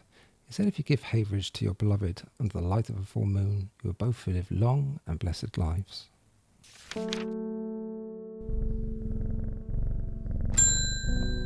Althea O'Shea. What a delightful shop you have. I'm only in town for a brief visit, but I heard it might be able to get hold of some liverstone here.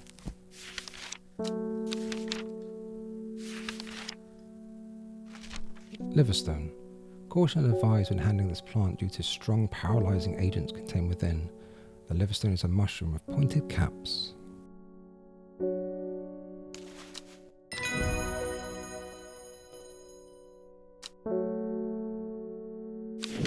Tomb. Pronounced tomb, this flower is sometimes associated with death. Tomb is used as a fragrance in soaps and candles.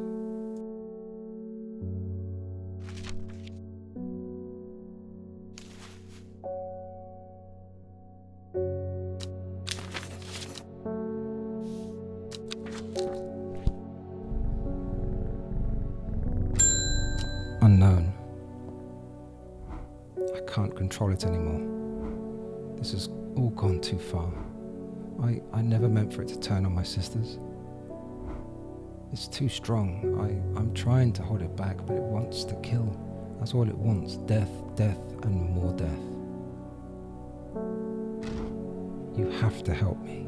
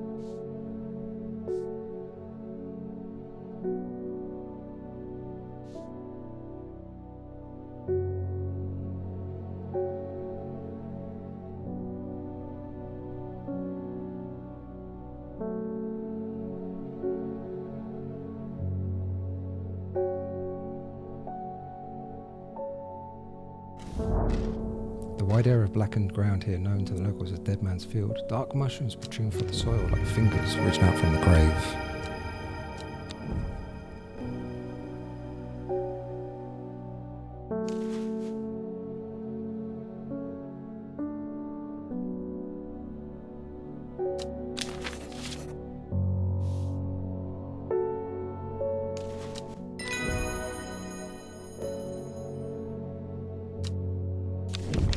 Carnivorous Torrent, known in the north as Andrew's Bane, after the unfortunate demise of a man called Andrew Jardine, he was caught and slowly eaten alive by a large specimen of the torrent. Revered in the occult world, a cross-section of the torrent stem reveals pentagonal symmetry.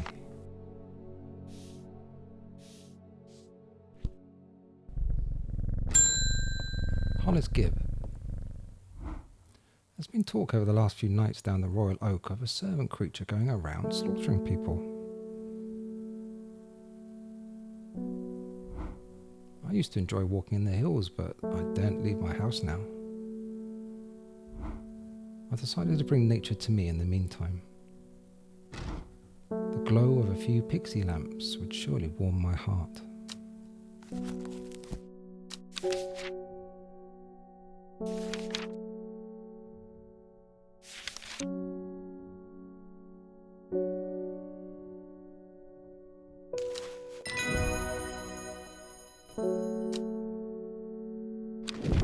Pennybell. The leaves of the pennybell are chewed by some for their hallucinogenic properties. However, it's highly addictive and can lead to sickness and death.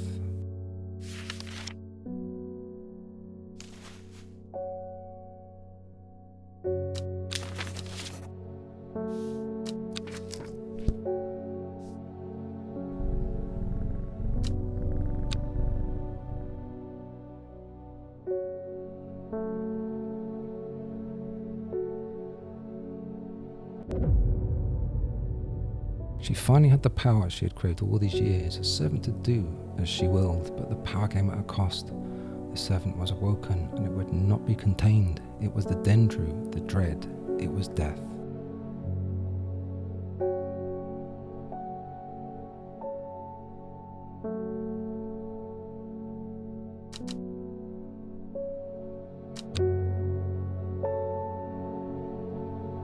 Day 16, Saturday.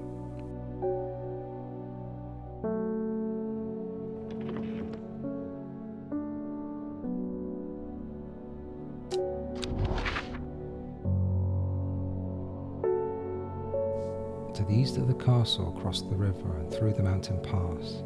It grows at the edge of a wood.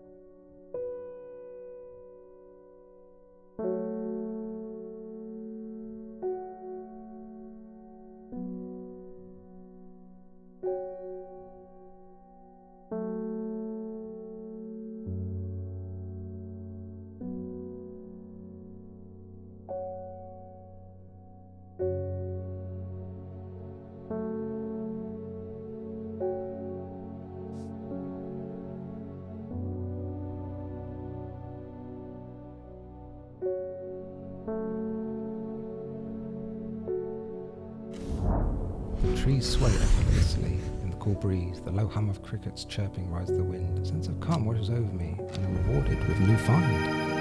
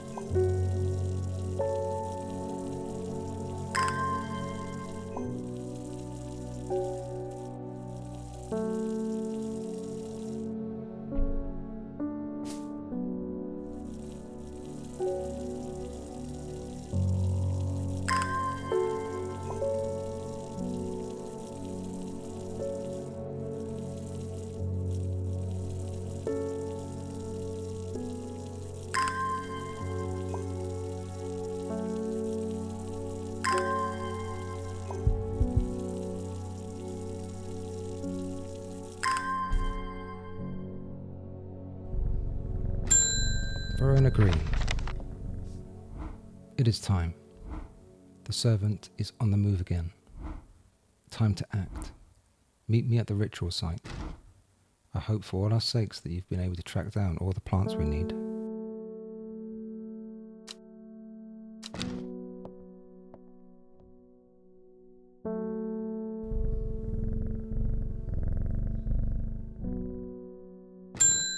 Verona Green.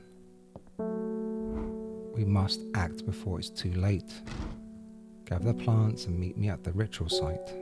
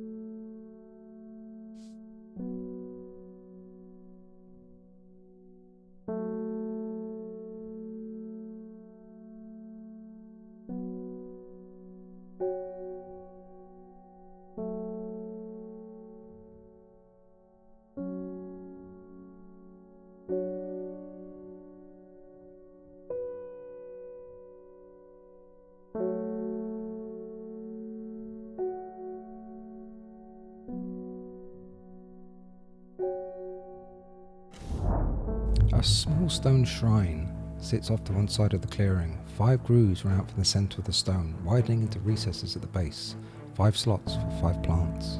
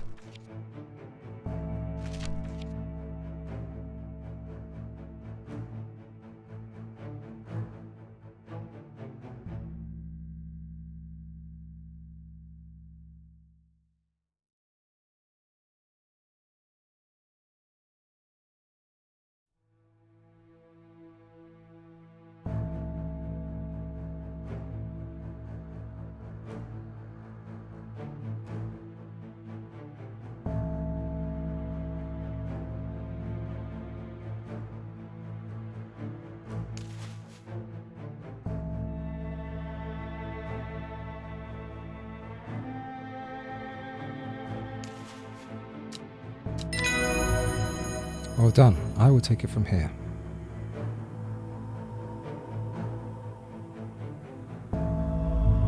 I stand back and watch as Verona walks around the shrine, muttering soft incantations. It feels like a long time passes before she looks up, but in reality it's perhaps only 10 minutes.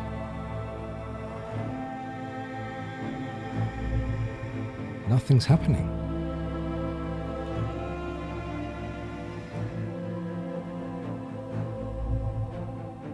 What do you mean nothing's happening? Have we got the right plants?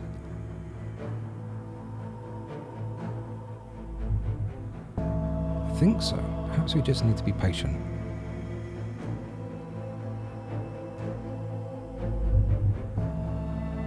A loud noise behind us makes us all jump. Turning around, I see something that makes my blood run cold. The woman in a jade mask is walking calmly and slowly towards us from the other side of the clearing.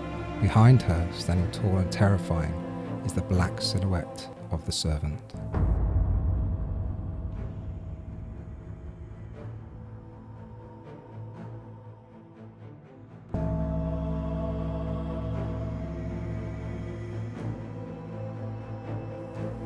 What was that about being patient? I think we were out of time.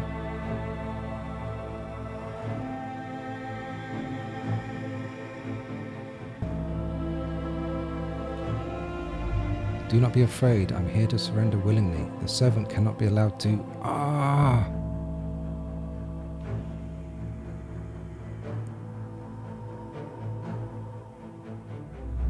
The creature lunges forward and brings a huge arm scything towards her.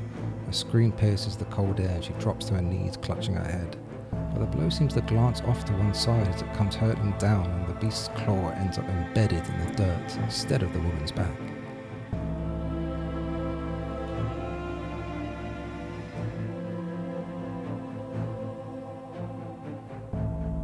I can't hold it back much longer. You need this.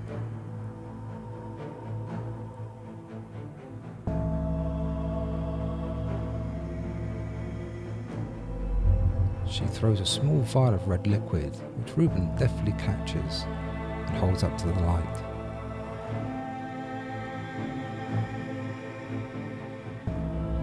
Blood.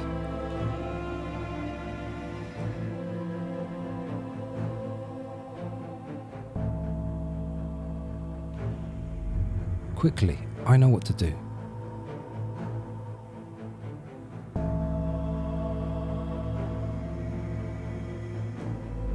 Verona grabs the vial and fumbles to get to the stopper out as she turns back to the shrine. The servant has its huge arms free again and is slowly advancing with strange jerking movements. Verona pours the blood into a small cavity in the shrine and everything seems to happen at once.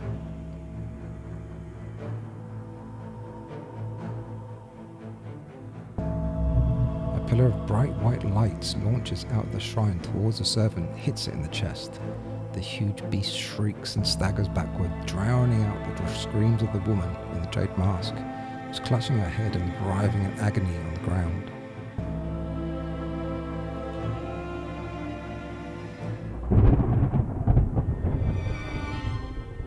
There is an almighty thunderclap and a blinding flash of light, and suddenly the servant is gone. A patch of charred ground smoulders where it stood just moments before.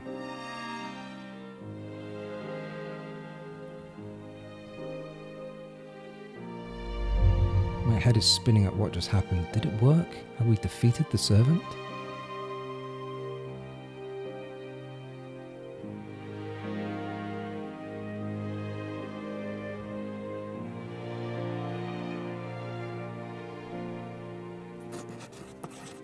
Friday. With the dust settled and the servant vanquished, I've been able to reflect on the events of the last few weeks.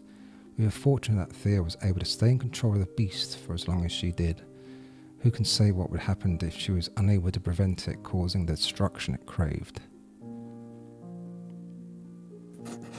Undermir has never felt so jubilant, so full of life. All the nervous tension that had built up evaporated in an instant, and people have ploughed their energies into celebration and merriment.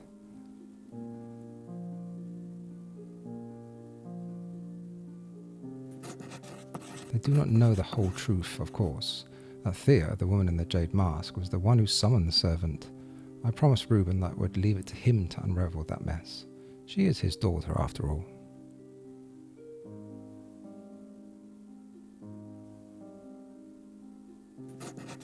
And as for myself, well, I'm back at the calm of Strange Horticulture, of course, with Hellbore for company.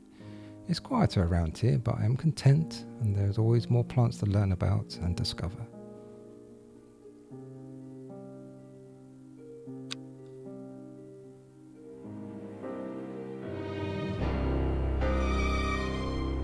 The Sleeping Dendron. It is done. The servant can go back to being a dark story for dusty shelves.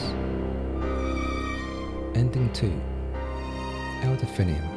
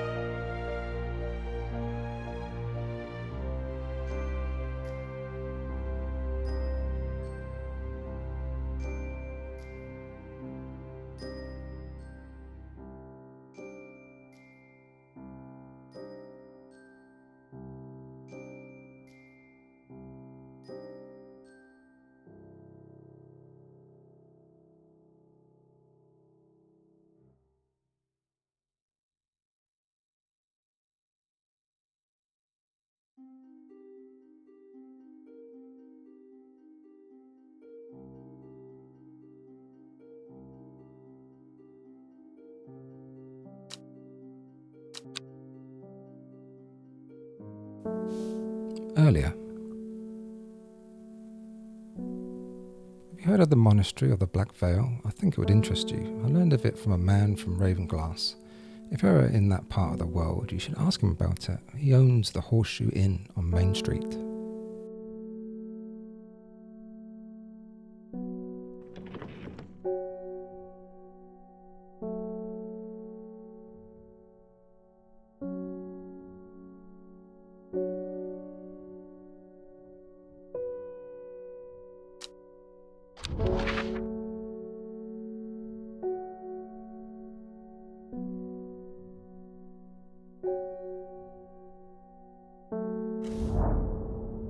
Met by a man with a thick black beard and kind eyes who was delighted to have found a willing ear to listen to his stories. You won't find the monastery of the Black Veil marked on any map. They don't want it to be found. The monastery was on the edge of a wood, I remember that much. I must have been headed west because I could feel the sun on my face and it was evening. We crossed 2 rivers. Then we followed a river for a while. I could hear it at my left as we travelled. They left me here in Ravenglass and I've stayed here ever since. As I turn to leave, he adds, "Here, if you're serious about going, you'd better have this." The elixir of the Black Veil. No seed will grow that does not wither. No water will languish upon the river. No man will last forever hail. We all will wear the blackened veil.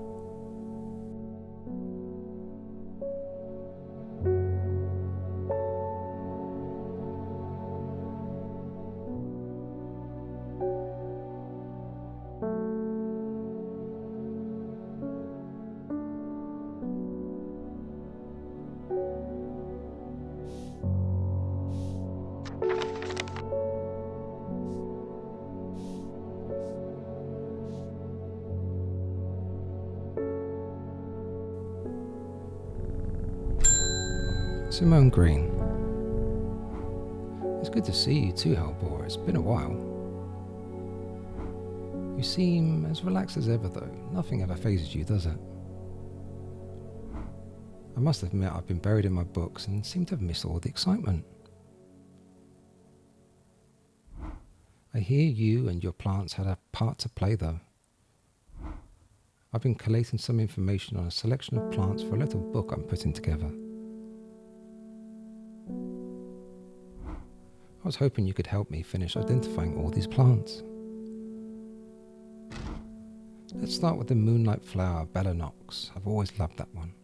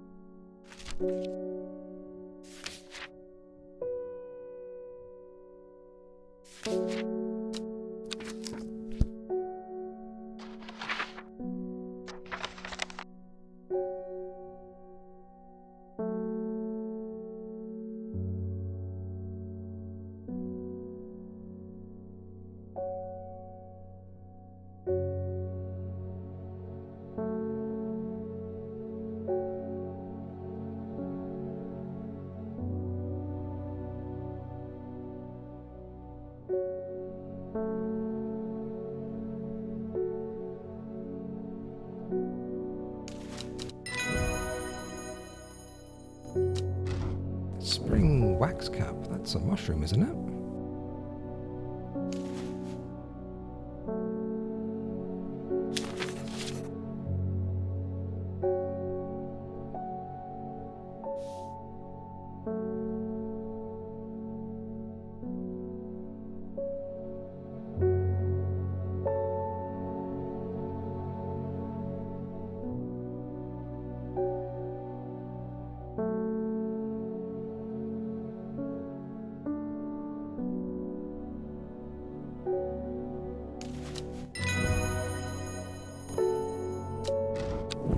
Haveridge. Some romantic soul once gave me a stem of Haveridge. I think I offended the poor boy when I gagged on the scent.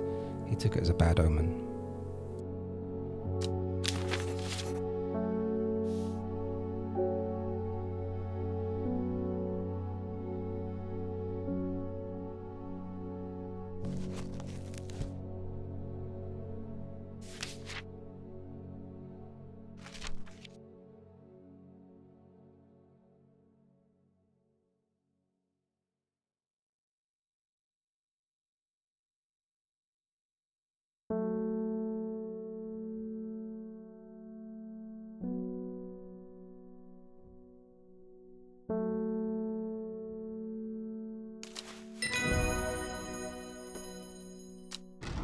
I think I'll give Fool's Midnight a miss, thanks.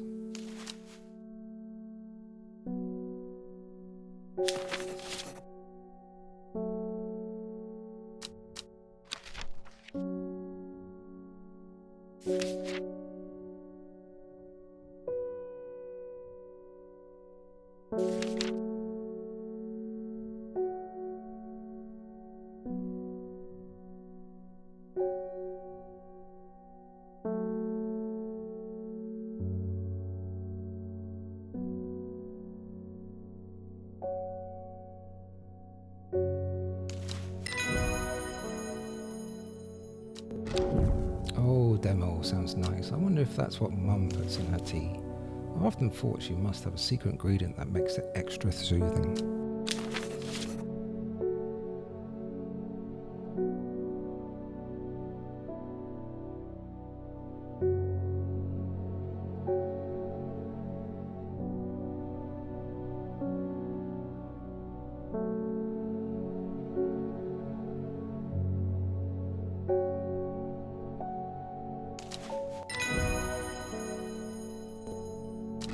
Lesser Meridoc. I don't know that one.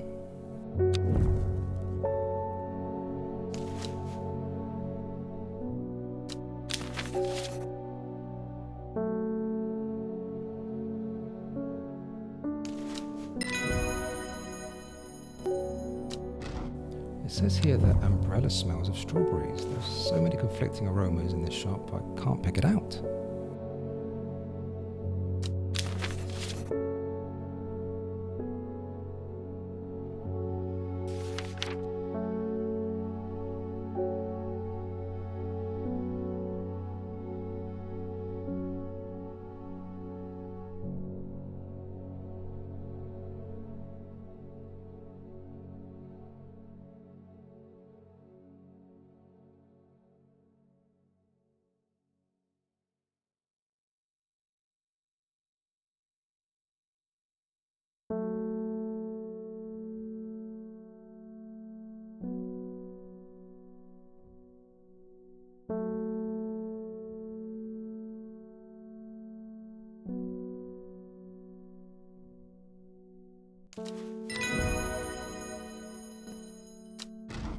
I've never heard of Evelyn.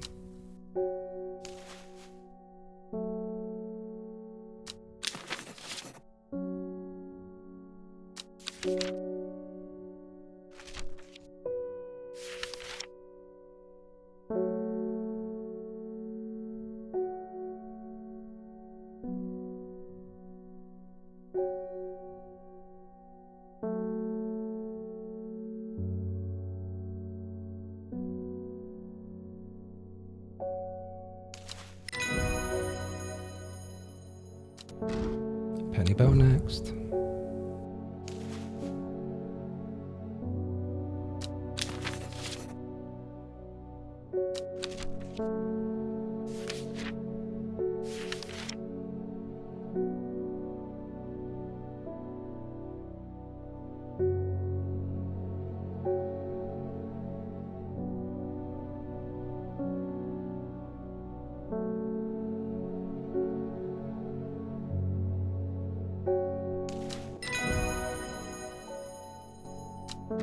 My mother often uses burdock leaves in her cooking.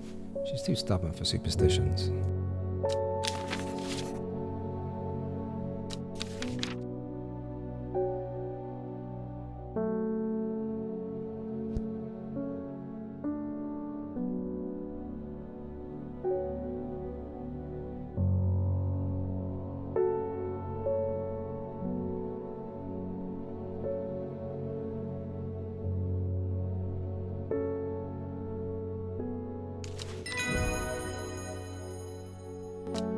Another herbal remedy for sore throats that doesn't work. Oh well, let's see what it looks like at least.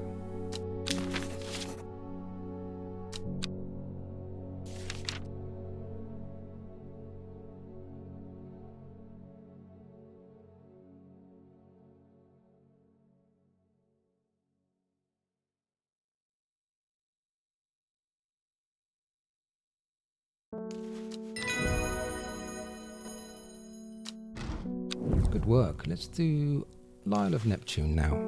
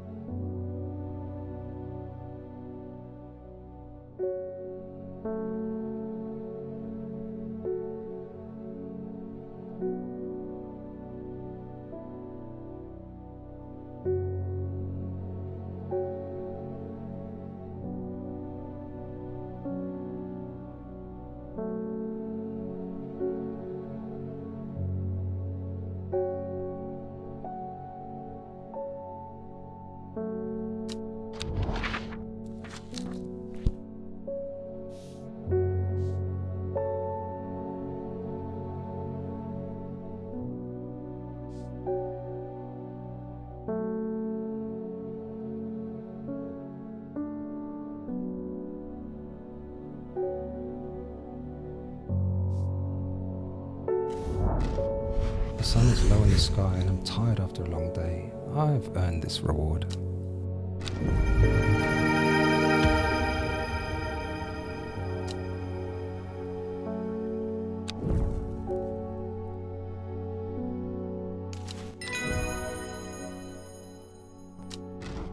Historian next.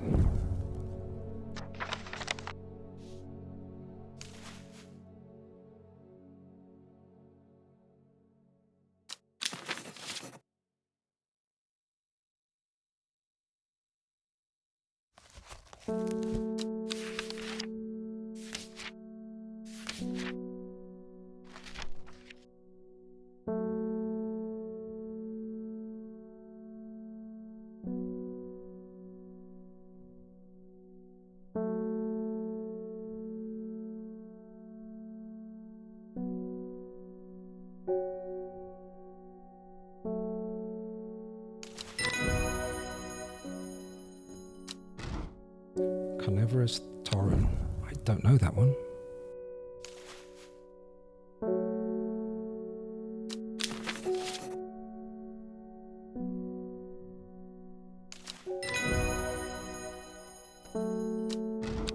Good work. Let's do Twilight Lepiota now.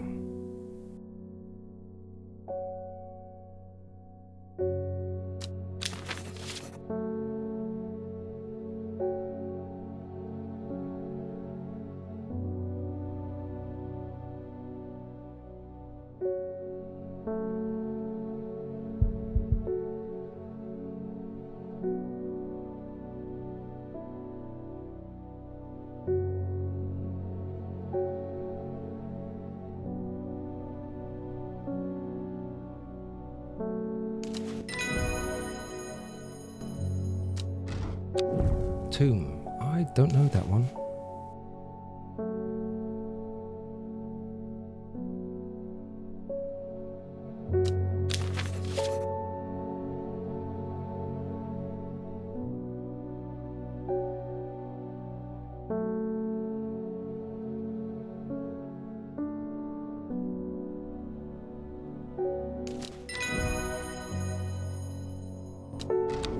Prettle.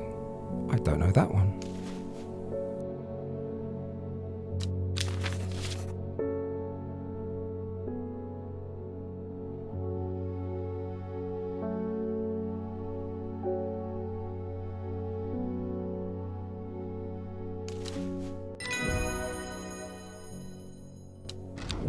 Well, that seems to be all of them. You know, I think you've earned the right to call yourself an experienced horticulturist.